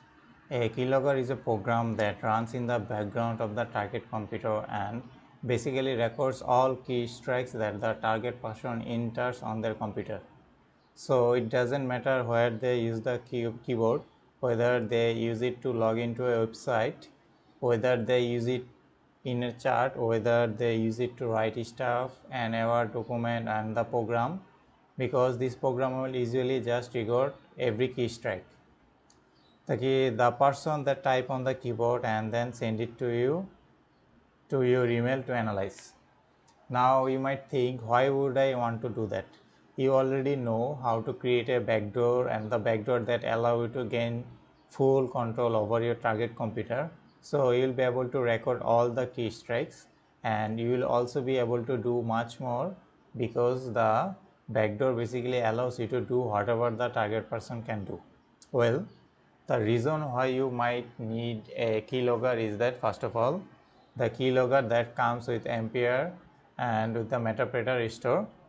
So the data on the file, they started with the data on the computer also. For you to able to read the data, you will need to come back after a while and connect to this computer through your backdoor, and then you will be able to read the data with this keylogger that you have gathered. Whereas when it comes to the keylogger that we are going to have a look at now, it will actually run on the background and send the data to you through your email. So it's always going to be working there, as also always going to be sending the data to you. So you want to have a connect back to the target computer. So there won't be any connection between you and the target computer, so it's less likely to be detected. And another reason why you might use a keylogger is you might not be interested into hacking the target computer like previously what you did with Whale and the fat rate. So you don't target could be a website that the target person uses a Facebook account or Twitter account, so the target computer is really not useful for you. So there is no point of them sending them a backdoor and then have a connection coming back from that computer to your computer and have all the data getting transferred between you and the target computer. And it really, so there's nothing really useful on that computer. So it's modular thing to do that, because send them to a backdoor, and the backdoor is getting or going to run in the background and then send you to the data and the stuff that the person types to your email, and then you can analyze them and log in as an account owner, whether it's a server or whether it's a Facebook or any other types of account. It's literally records everything. So the target person types on the keyboard, and so to do this we are going to use a keylogger program called blogger. So literally just search blogger, and the first page it will access all of those. So as previously we are going to download the same way that we are download the Whale and fat rate, and we are going to download it from here. Just copy this and get the repo the same way that we previously downloaded. So as usual, I already downloaded it. So again, let's show you the process again. So this process is also the similar way that you do. So as you can see, I already installed the blogger, so for testing purpose. So let's show you the process again. So what you have to do, go to the opt directory, cd space opt. Okay, I did wrong. So cd opt, then list all the directory, then we'll type git clone, then this blogger, and just press enter, then it will clone all of those files in here. So now we'll go to this blogger directory. So just type blogger, list all of those, and previously what you need to do now is install this file. So as previously the same process, it will install like for Whale and fat rate the way that we install. So simply just install this, and after that when the install process is done, it will ask you to install some application. It will automatically install everything. What you have to do now is just as previously, next, and you're done. After that, what you have to do now is you have to run this b.py program. So just simply type this. As you can see, it's working. So just press enter, and then you can generate keylogger, update, and any of these tools using this, and make sure it is for educational purpose, so they are not responsible for any illegal use of it. And that's it. As you can see, the tool, you can use it now and it is ready to use. So we're gonna have a look on it and how to use it, and we'll test it for this to generate in our next lecture.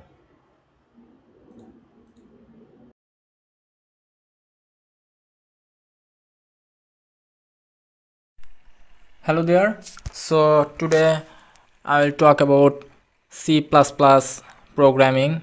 So in this program you have to download first code blocks. Just search it on Google and simply download code blocks as well. Many sources is there. You can download from any of them.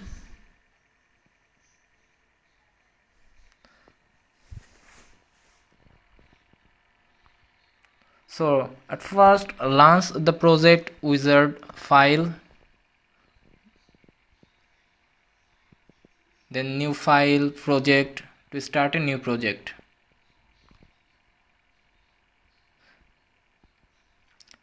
Here there are many pre-configured templates for various types of projects, including the option to create custom templates. Select console application, as this is the most common for general purposes.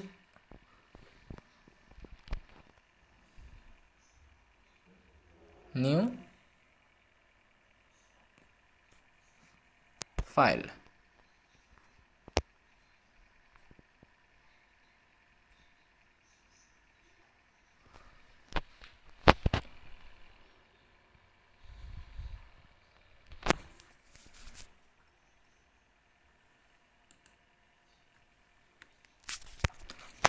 So select a file name first.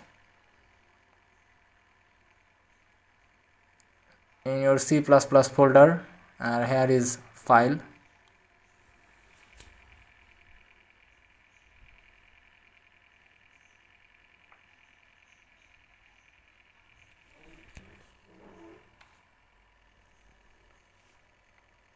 Give file name.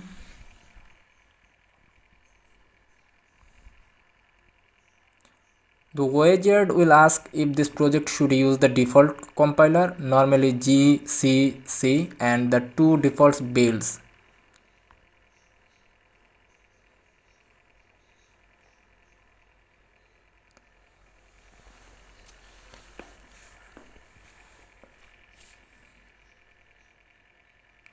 So at first type hash include iStream, starting of this project, C++ project.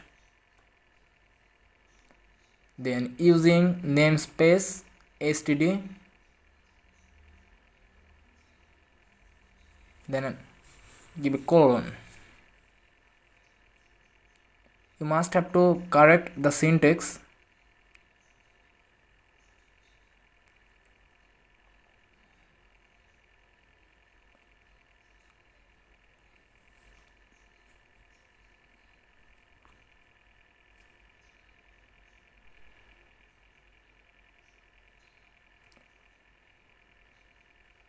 Now make a function.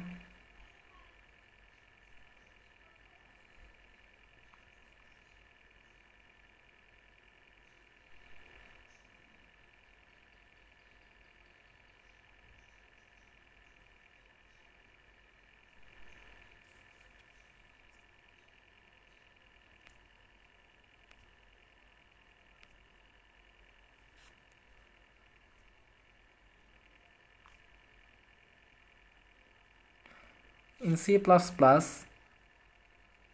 you must make a function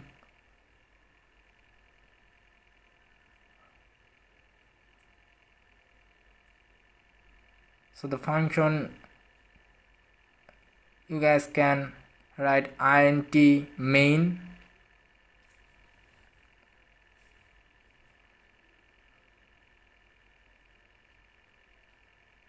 and give first bracket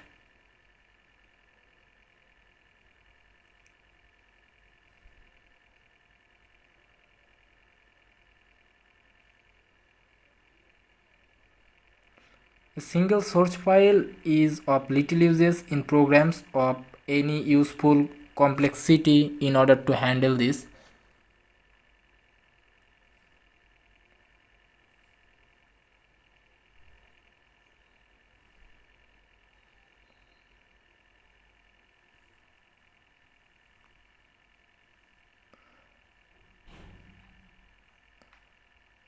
in C++ program, any program you can compile or run type cout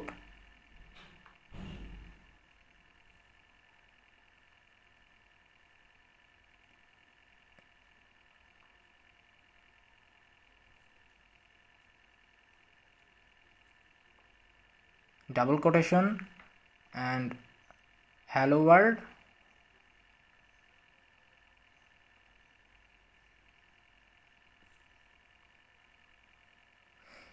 You guys can write anything here, like your name or anything. What you write here, the code is execute the result.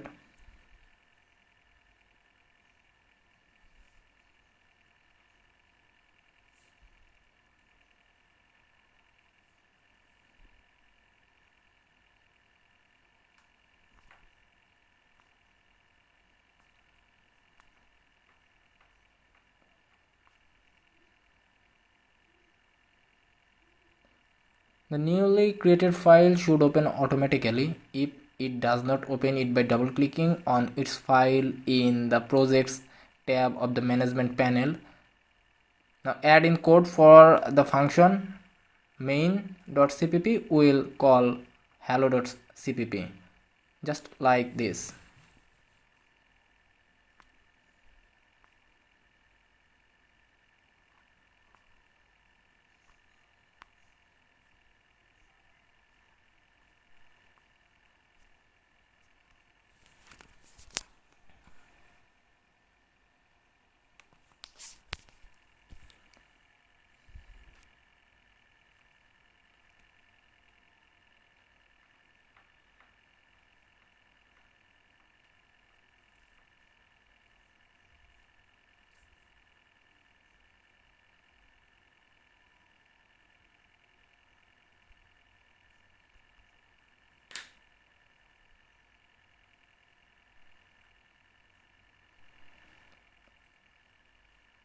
Run this program. Look, hello world.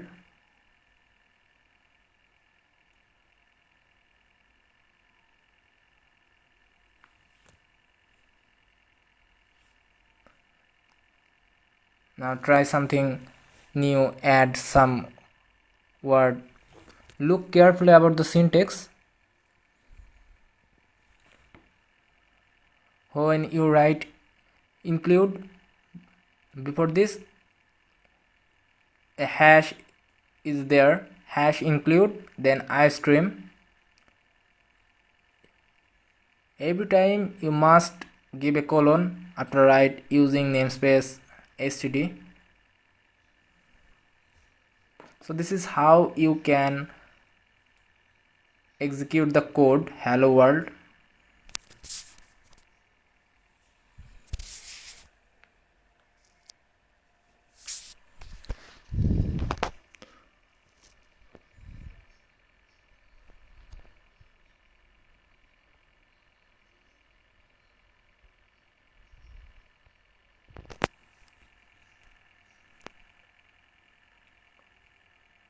Let's look this. error in number 6 line because C out was not declared in this scope. So you must have to declare C out properly.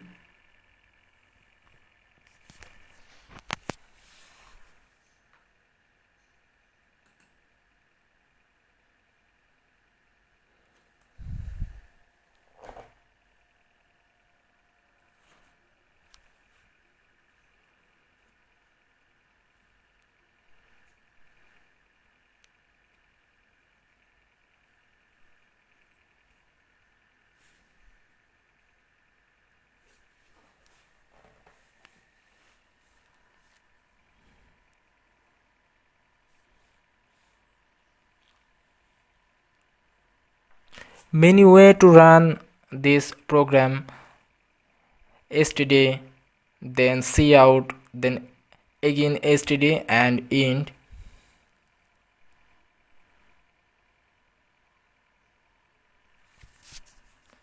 You can run more option like you write void hello.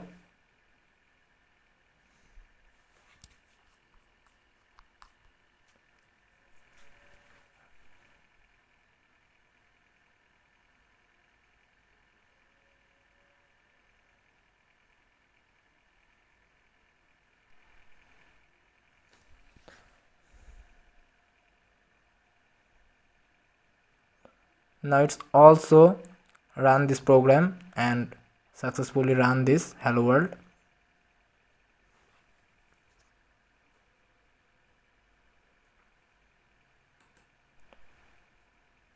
You can add another cout or another function here like this.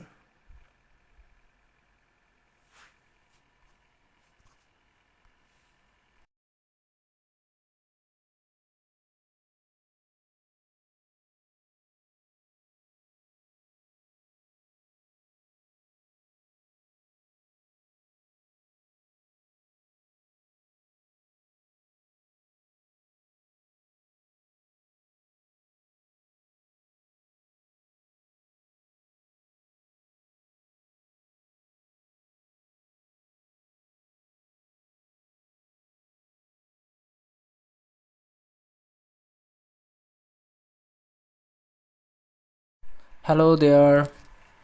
So today I'll talk about operator in C++.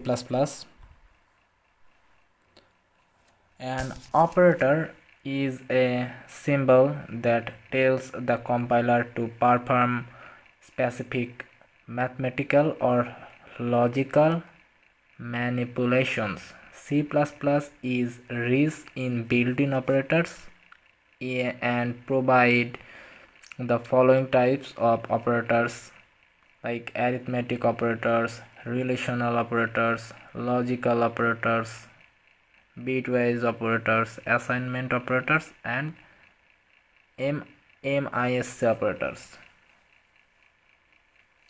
So let's write code.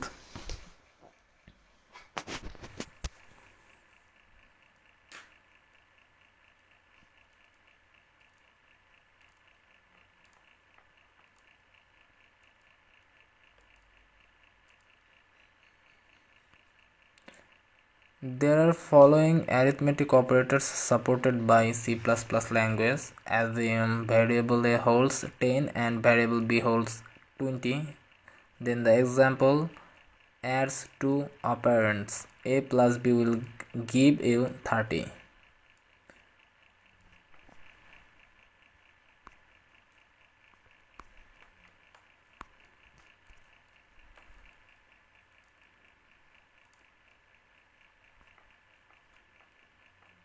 Operators are used to perform operations on variables and values.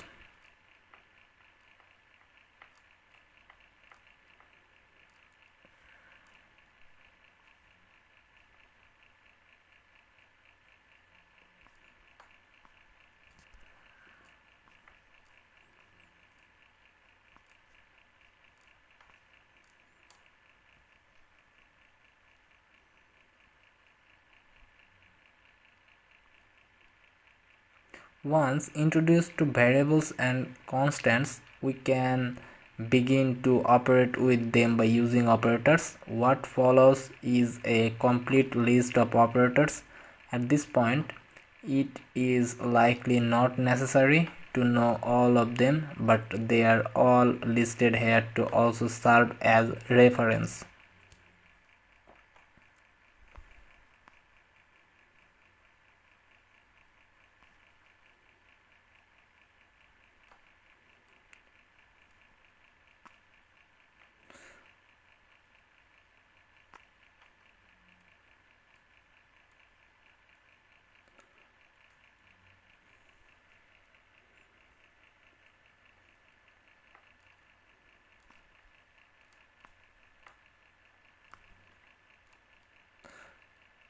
Comma is also an operator.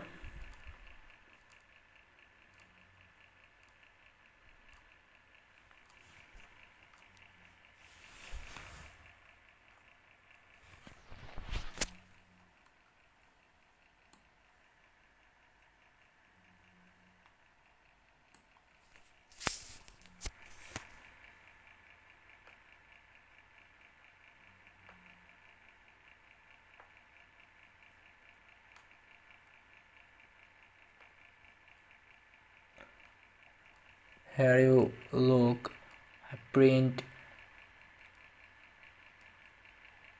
this value ptr.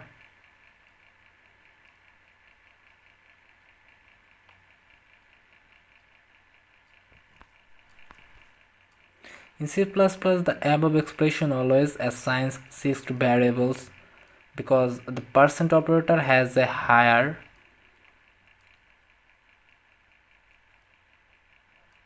precedence than the plus operator and is always evaluated before. Parts of the expressions can be enclosed in parentheses to override this precedence order or to make explicitly clear the intended effect. Notice the difference.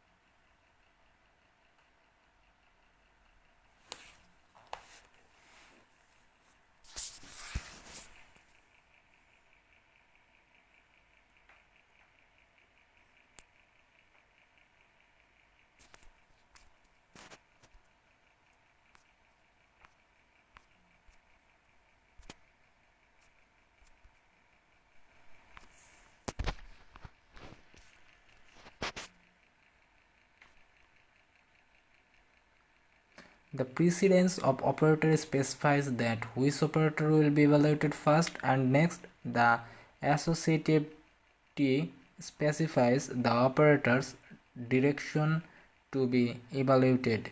It may be left to right or right to left. So some object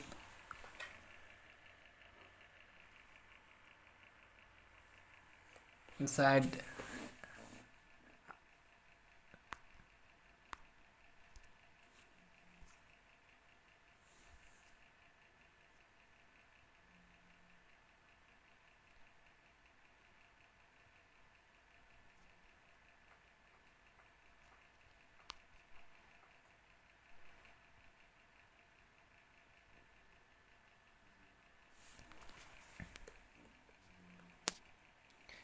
in programming, an operator is a symbol that operates on a value or a variable.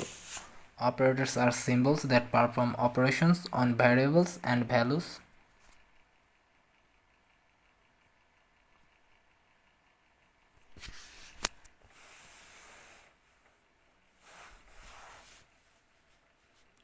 So I set a data, void set data integer a and int b.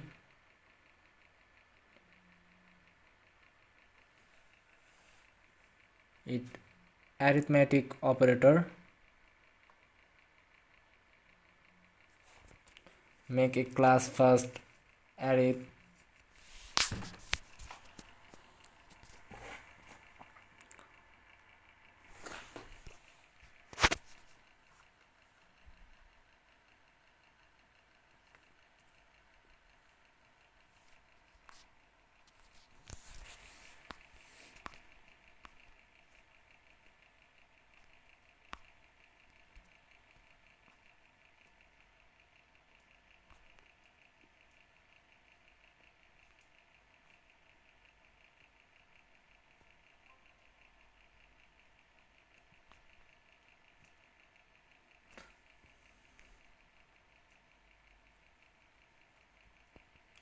So arithmetic operators are used for performing basic operators.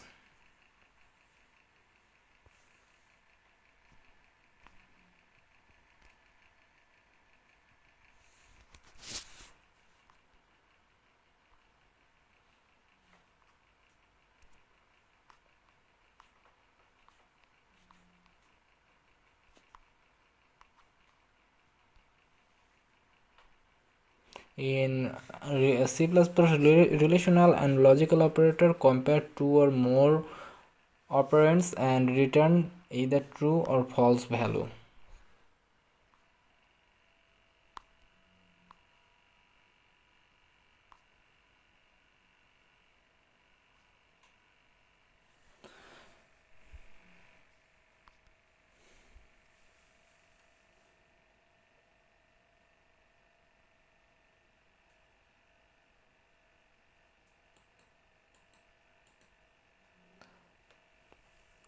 So watch the whole video carefully, how operator work and how it relation to each other.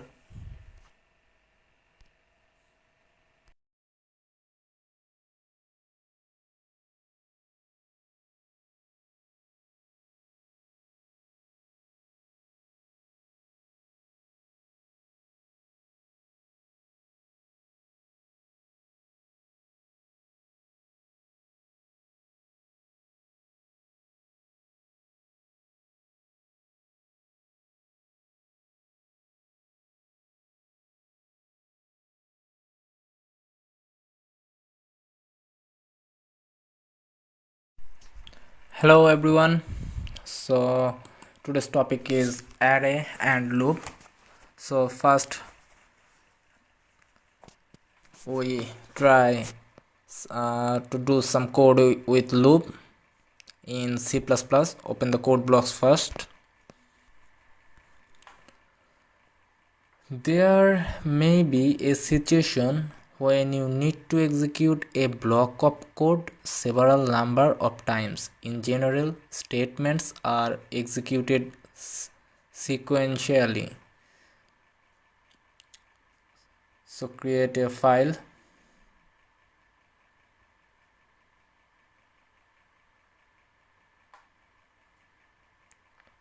The file name is loop.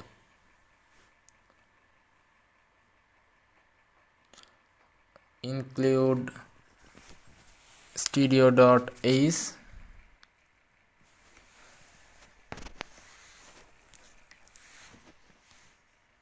int main and return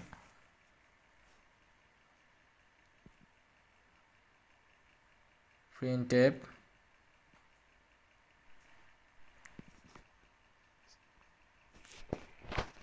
C programming. The first statement in a function is executed first, followed by the second, so on. Programming languages provide various control structures that allow for more complicated execution paths. A loop statement allows us to execute a statement or group of statements multiple times, and following is the general form of a loop statement in most of the programming languages. C++ programming language provides the following type of loops to handle looping requirements. Loop type and description is while loop and for while loop and do while loop and nested loops. So what is while loop? Repeats a statement or group of statements while a given condition is true. It tests the condition before executing the loop body. And for loop execute a sequence of statements multiple times and abbreviates the code that manages the loop variable. Here I write 5 times in C programming. So how about this if I write only one line to execute this 5 line?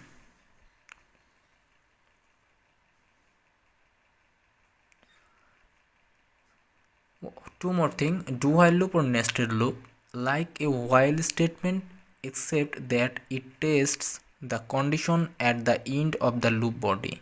And nested loops, you can use one or more loop inside any another while, for or do while loop. So there is some statements in loop control. Loop control statements change execution from its normal sequence. When execution leaves a scope, all automatic objects that were created in that scope are destroyed. C++ supports the statements break statement and continue statement. So for I is equal 1, I less than or equal 5, or I plus plus, for is looping here. Oh, one more loop is here, the infinity loop. A loop becomes infinite loop if a condition never becomes false. The for loop is traditionally used for this purpose, since none of 3 expressions that from the for loop are required. You can make an endless loop by leaving the conditional expression empty. When the conditional expression is absent, it is assumed to be true. You may have an initialization and increment expression, but C++ programmers more commonly use the for construct to signify an infinity loop.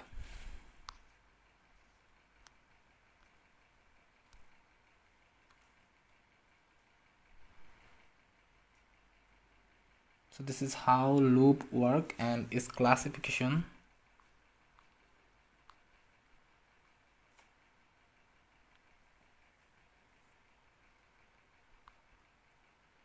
In loop, the statement needs to be written only once and the loop will be executed 10 times as shown below.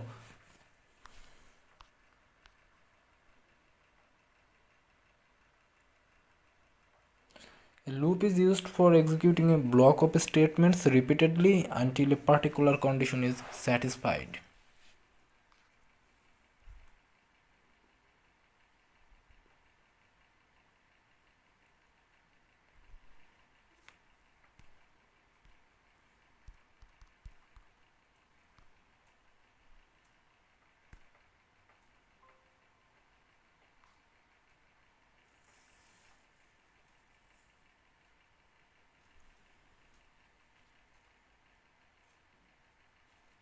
So here is the output.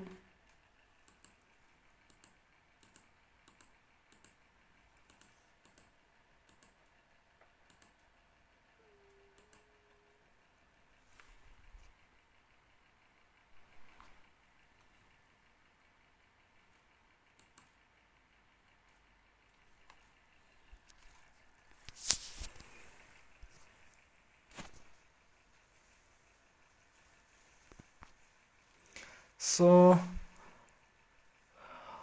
watch this carefully.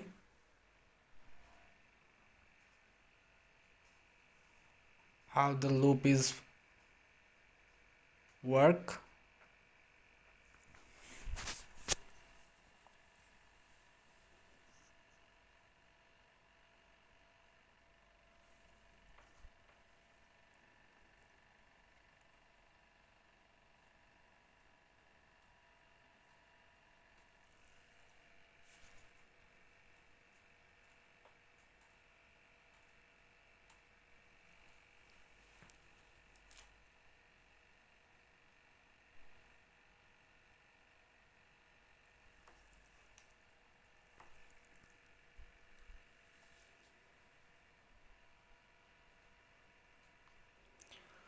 So now talk about arrays.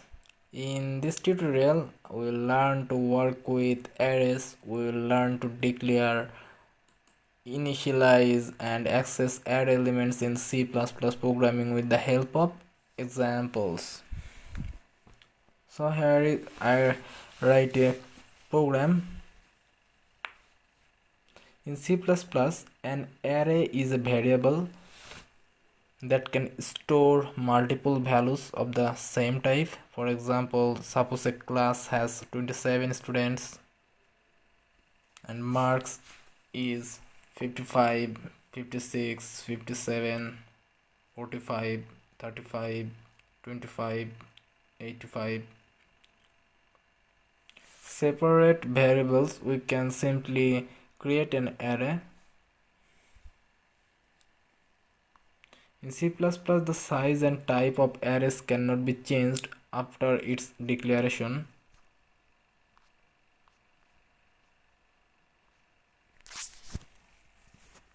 In C++, each element is an array is associated with a number. The number is known as an array index. We can access elements of an array by using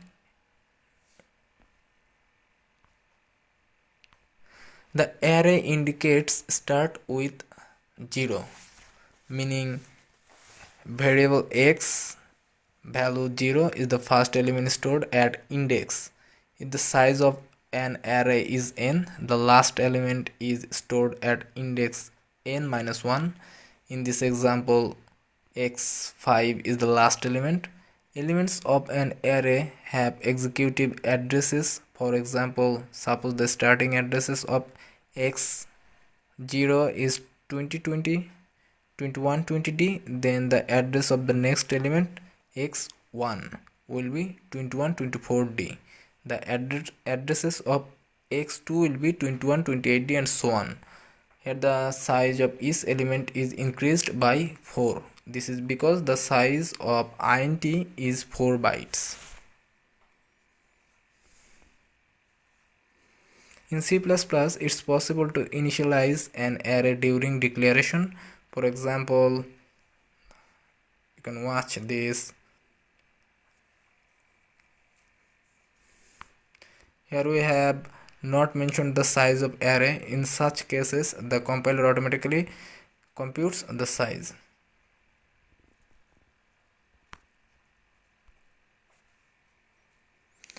An array in C, C++ or be it in any programming languages is a collection of similar data items stored at continuous memory locations, and elements can be accessed randomly using indicators of an array. They can be used to store collection of primitive data types such as int, float, double, char, or any particular type. To add to it, an array in C, C++ can store derived data types such as the structures, print pointers given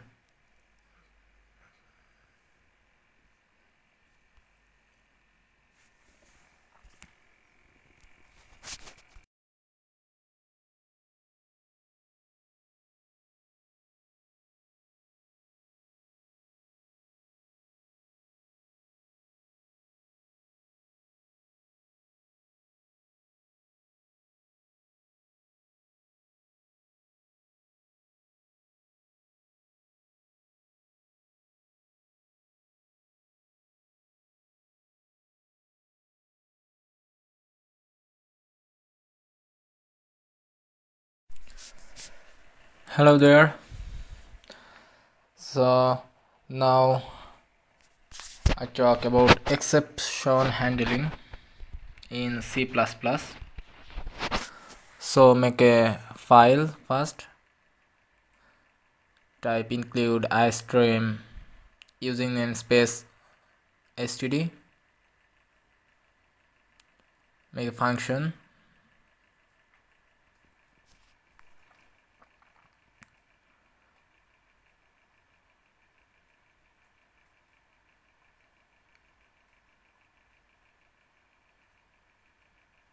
we import conio.ace. An exception is a problem that arises during the execution of a program.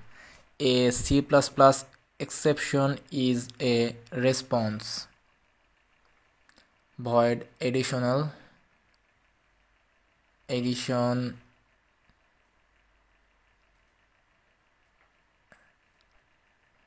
to values a and b int sum equal a plus b. This is condition, and now cout sum.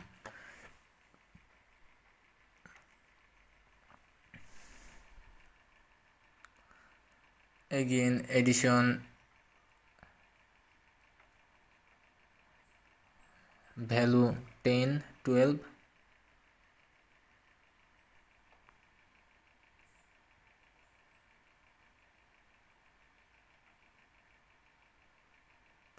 Let's run the program.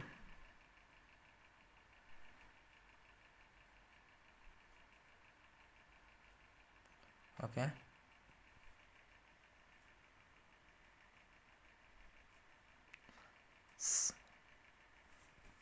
this is sum variable and values.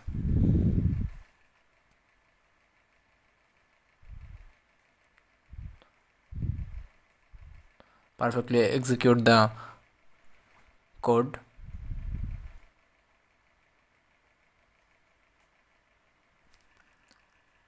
A C++ exception is a response to an exceptional circumstances that arises while a program is running, such as an attempt to divide by 0.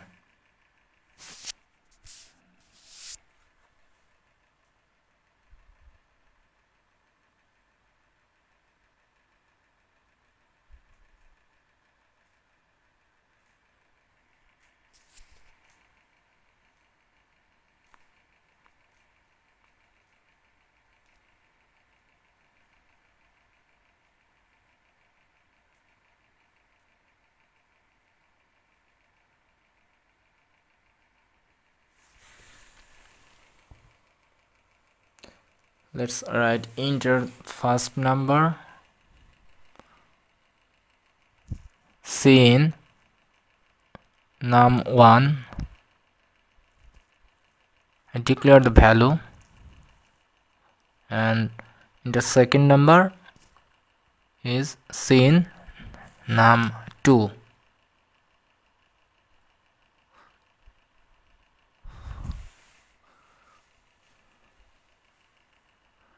So whenever we want to execute double program,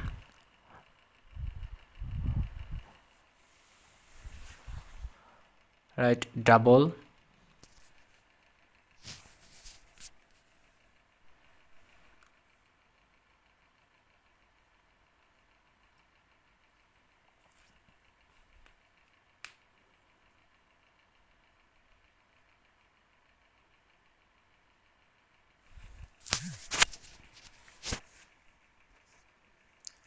perfectly run.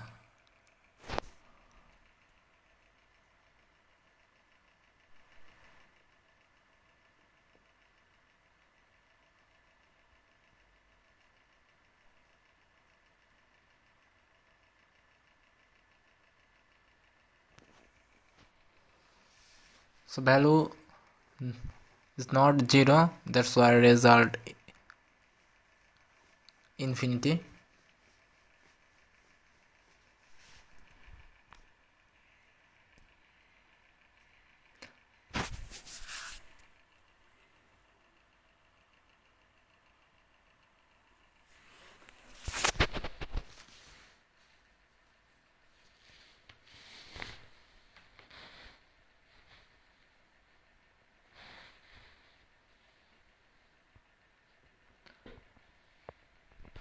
Now all the function is under the exception handling, what is try catch block.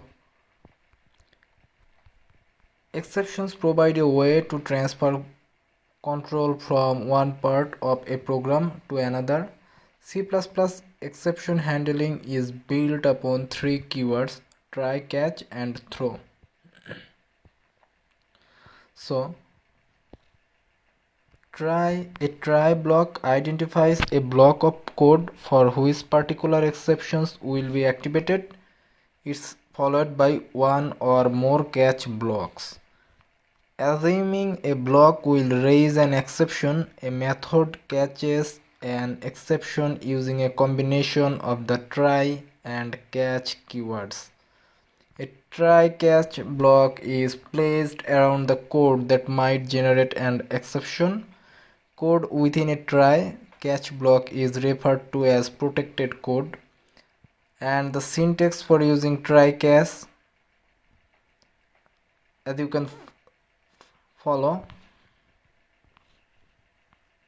you can list down multiple catch statements to catch different type of exceptions in case your try block raises more than one exception in different situations.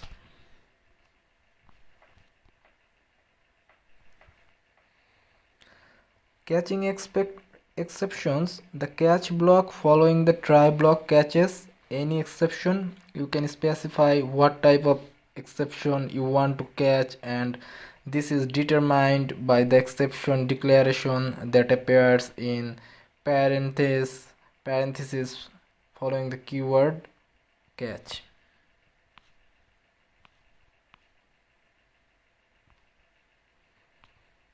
C++ provides the list of standard exceptions defined in exception which can we use in programs. These are arranged in parent-child class hierarchy.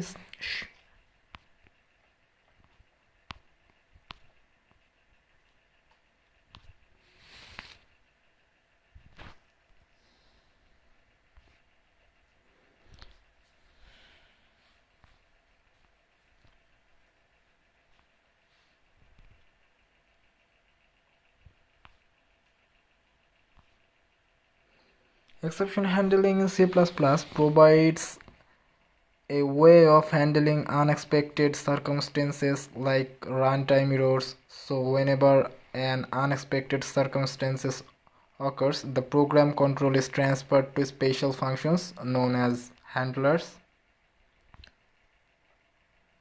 So to catch the exceptions, you place some section of code under exception inspection. As you can see, this section of code is placed within the try-catch block. If an exceptional situation occurs with the second section of code, an exception will be thrown.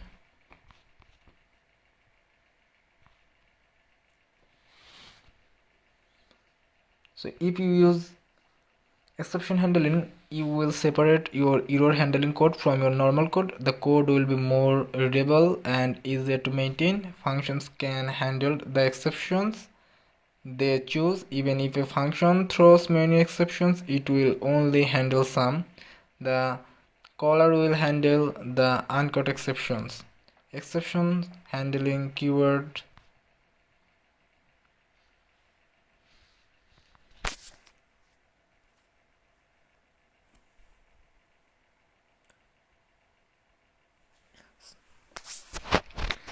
So in this program I use while loop.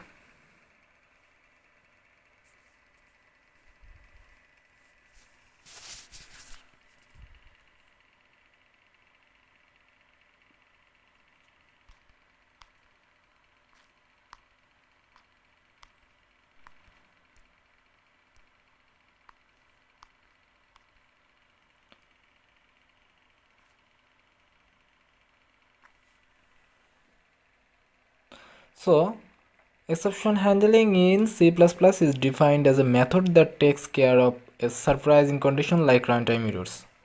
So that's it for today.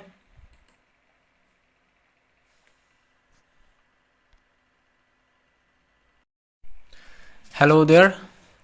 So today I'll talk about decomposition and style.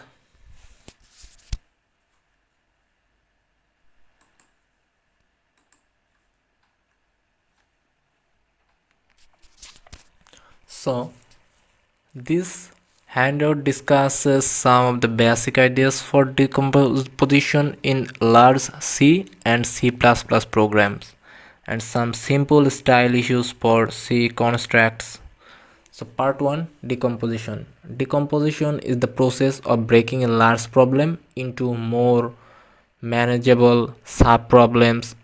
The motivating principle is that large problems are disproportionately harder to solve than small problems. It's much easier to write two 500 line programs than one 100 line program. In C, the unit of decomposition is the function and the ADT. In C++, the unit of decomposition is the class. For decomposition to work, the subparts of the whole program should be as independent from each other as possible. That does not mean that the subparts will not depend on each other at all. They should just not depend on detail of each other unnecessarily. Independence is mainly independence is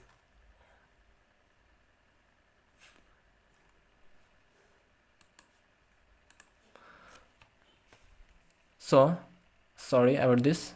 Independence is especially important in group projects where different subproblems are attacked by different people.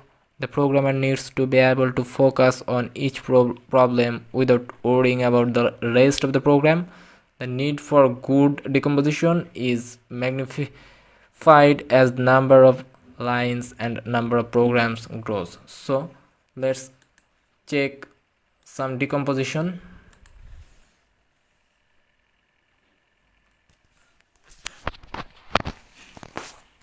So include iStream and include string and stdex set. So here is block of codes.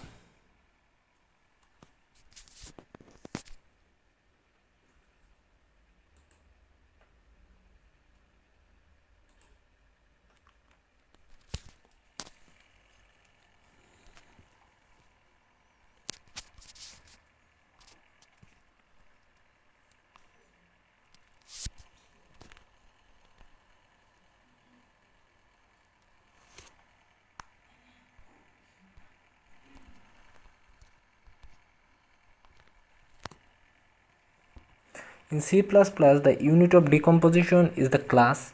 For decomposition to work, the subparts of the whole problem should be as independent from each other as possible. That does not mean that the subparts will not depend on each other at all. They should just not depend on details of each other unnecessarily.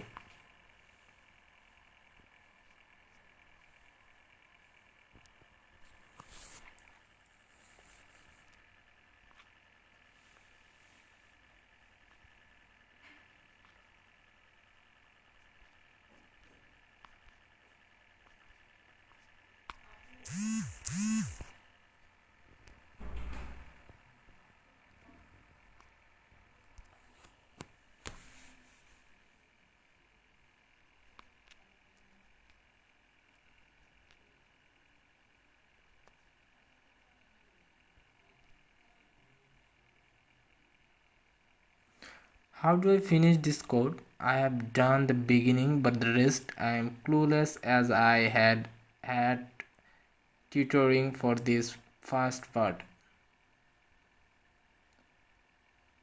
This is the code so far. There are the directions for what I have left to do. Add a statement in main after the work done in part 2 above to call the iStream. Include std except After the statement done in step 3, this task add a statement to print the value for average returned from the average function. Run your program and enter three different scores and check that the average.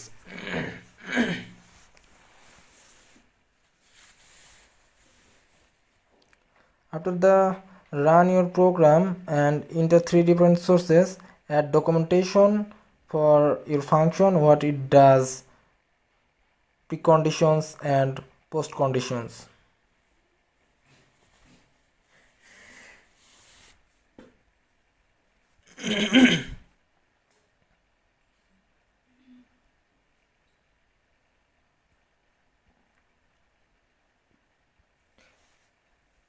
Then add a prototype. In your main function, add a statement after work done for part 3 or above.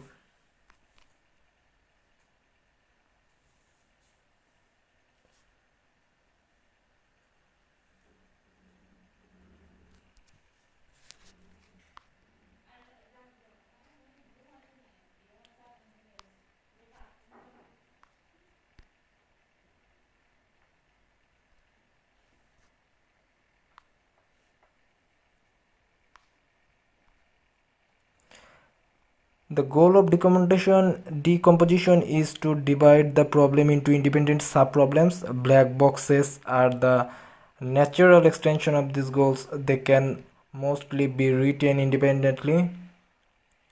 Decomposition is a divide and conquer strategy. The benefit comes from being able to deal with subparts independently from the outside. Typically there is a lot of complexity and detail related to implementation which should not be part of the abstraction. For a C++ method, the operation should have a clear definition relative to the receiver. So add to a project and new class.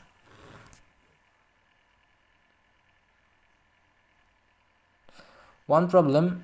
A function should solve one problem. That does not mean that the function needs to be one line long. The lines in the function step through the subparts of the problem. At some point, a subject becomes significantly independent that it should be forced out into its own function. It should be easy to describe what the function accomplishes.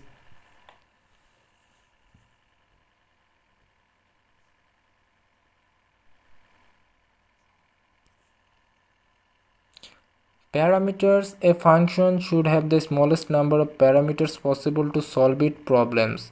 The function should not add contains on the input beyond those demanded.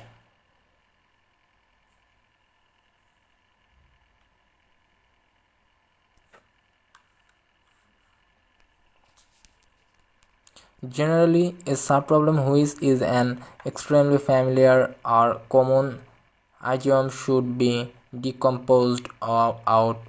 Recurring general problems such as searching, sorting, distance immediately understood since they have been seen so many times. Such functions have the best chance of being reused in other parts of the program or in other programs also. A modern language will include solutions to all the common general problems.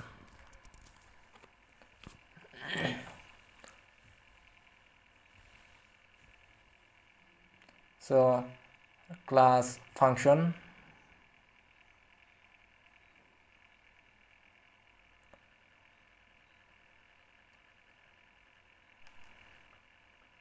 This is body.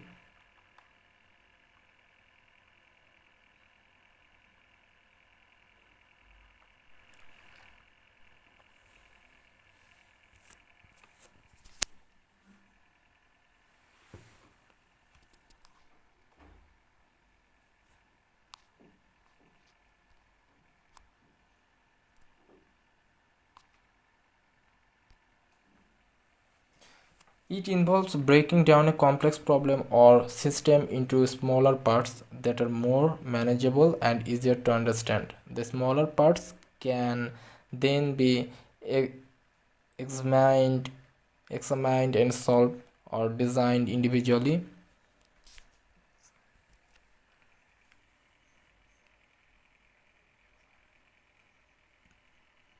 As they are simple to work with. So commenting this,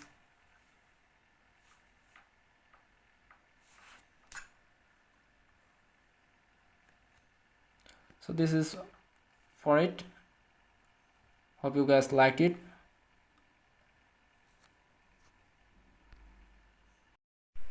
Hello there. So today I'll talk about object in C++ programming language. So classes and object, look in this picture. So open code blocks. We know that C++ is an object oriented programming language. Everything in C++ is associated with classes and objects along with its attributes and methods.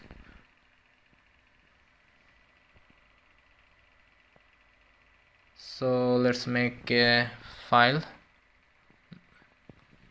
Let's make a class, myclass.cpp, include iStream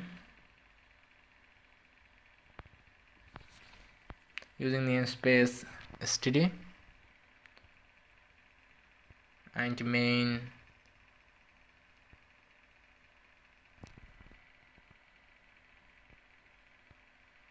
so include conio.ace.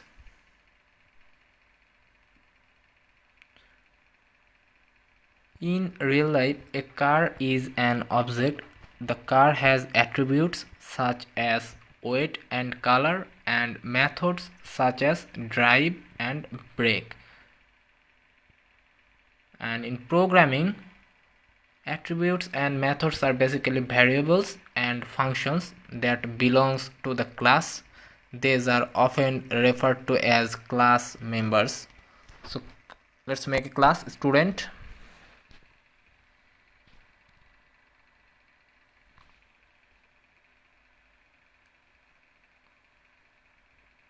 A class is a user-defined data type that we can use in our program, and it works as an object constructor or a blueprint for creating objects.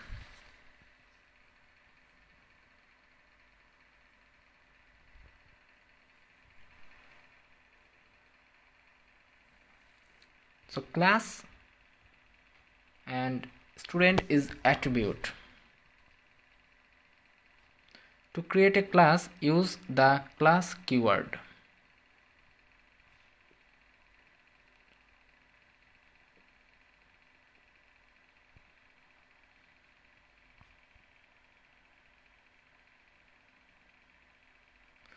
The class keyword is used to create a class called student. The public keyword is an access specifier which specifies that members, attributes, and methods of the class are accessible from outside the class. You will learn more about this later. Inside the class, there is an integer variable and string variable. When variables are declared within a class, they are called attributes. At last, in the class definition with a semicolon. So create an object. In C++, an object is created from a class. We have already created a class named student. So now we can use this to create object. To create an object of my class, specify the class name followed by the object name. To access the class attributes, my name and my string, Use the dot syntax on the object.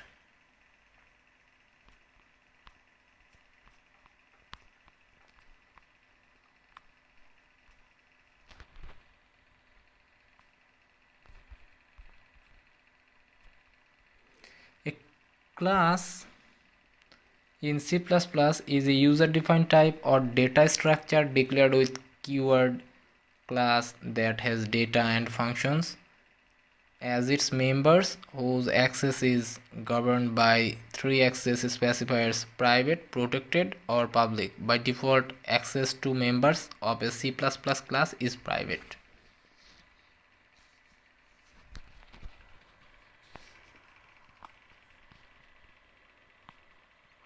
So look carefully.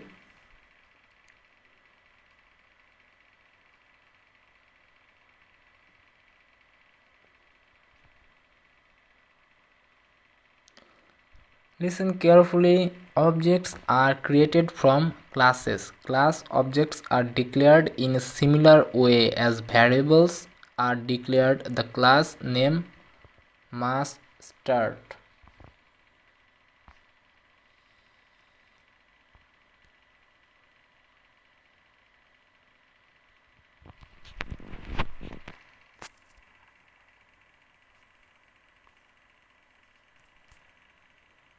All object-oriented programming languages achieve this using classes and objects. Classes act as a blueprint to create objects with similar properties. The concept of classes and objects in C++ is the fundamental idea around which the object-oriented approach revolves around. It enhances the program's efficiency by reducing code redundancy and debugging time.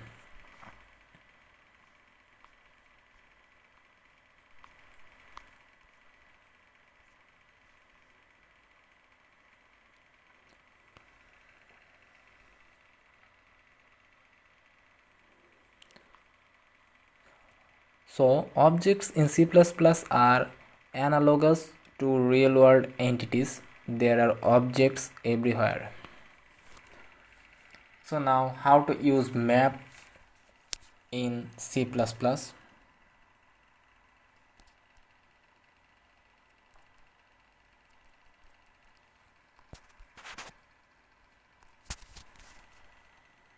Maps are associative containers that store elements in a mapped fashion.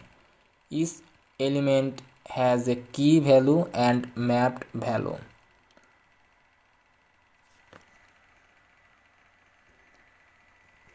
No two mapped values can have the same key values. Some basic functions associated with map: begin, returns an integer to the first element in the map; end returns an integer to the theoretical element that follows the last element in the map; and size returns the number of elements in the map. Maximum size empty, parents insert key value, map value.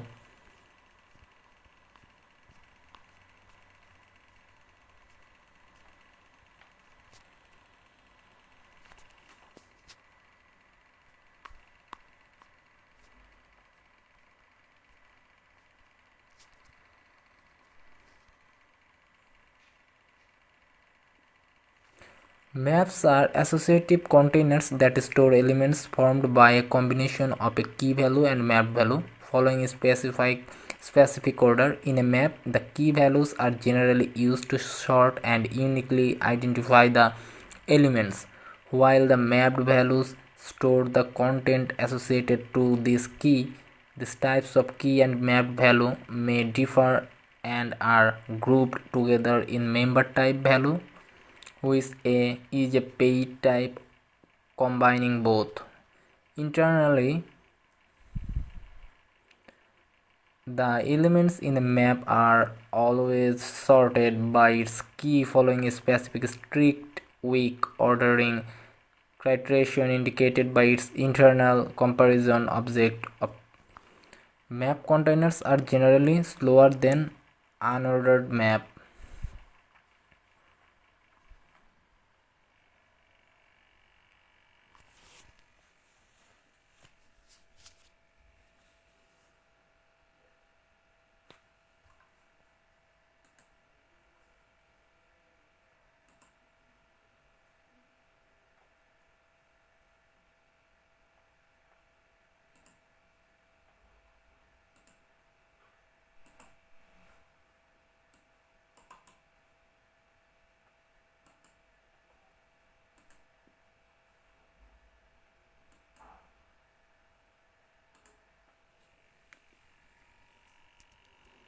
A binary predicate that takes two-element keys as argument and returns a Boolean expression. The expression compare A, B.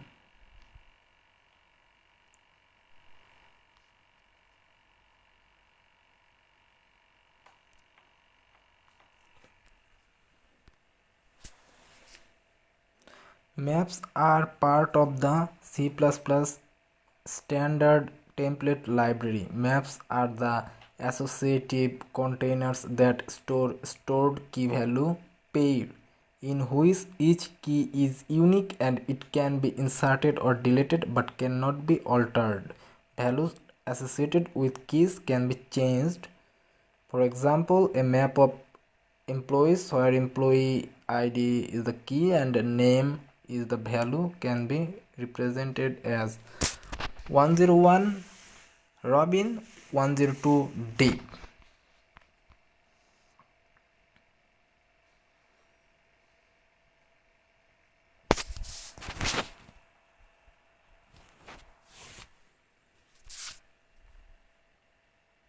So this is how you guys using the map. Just watch the video.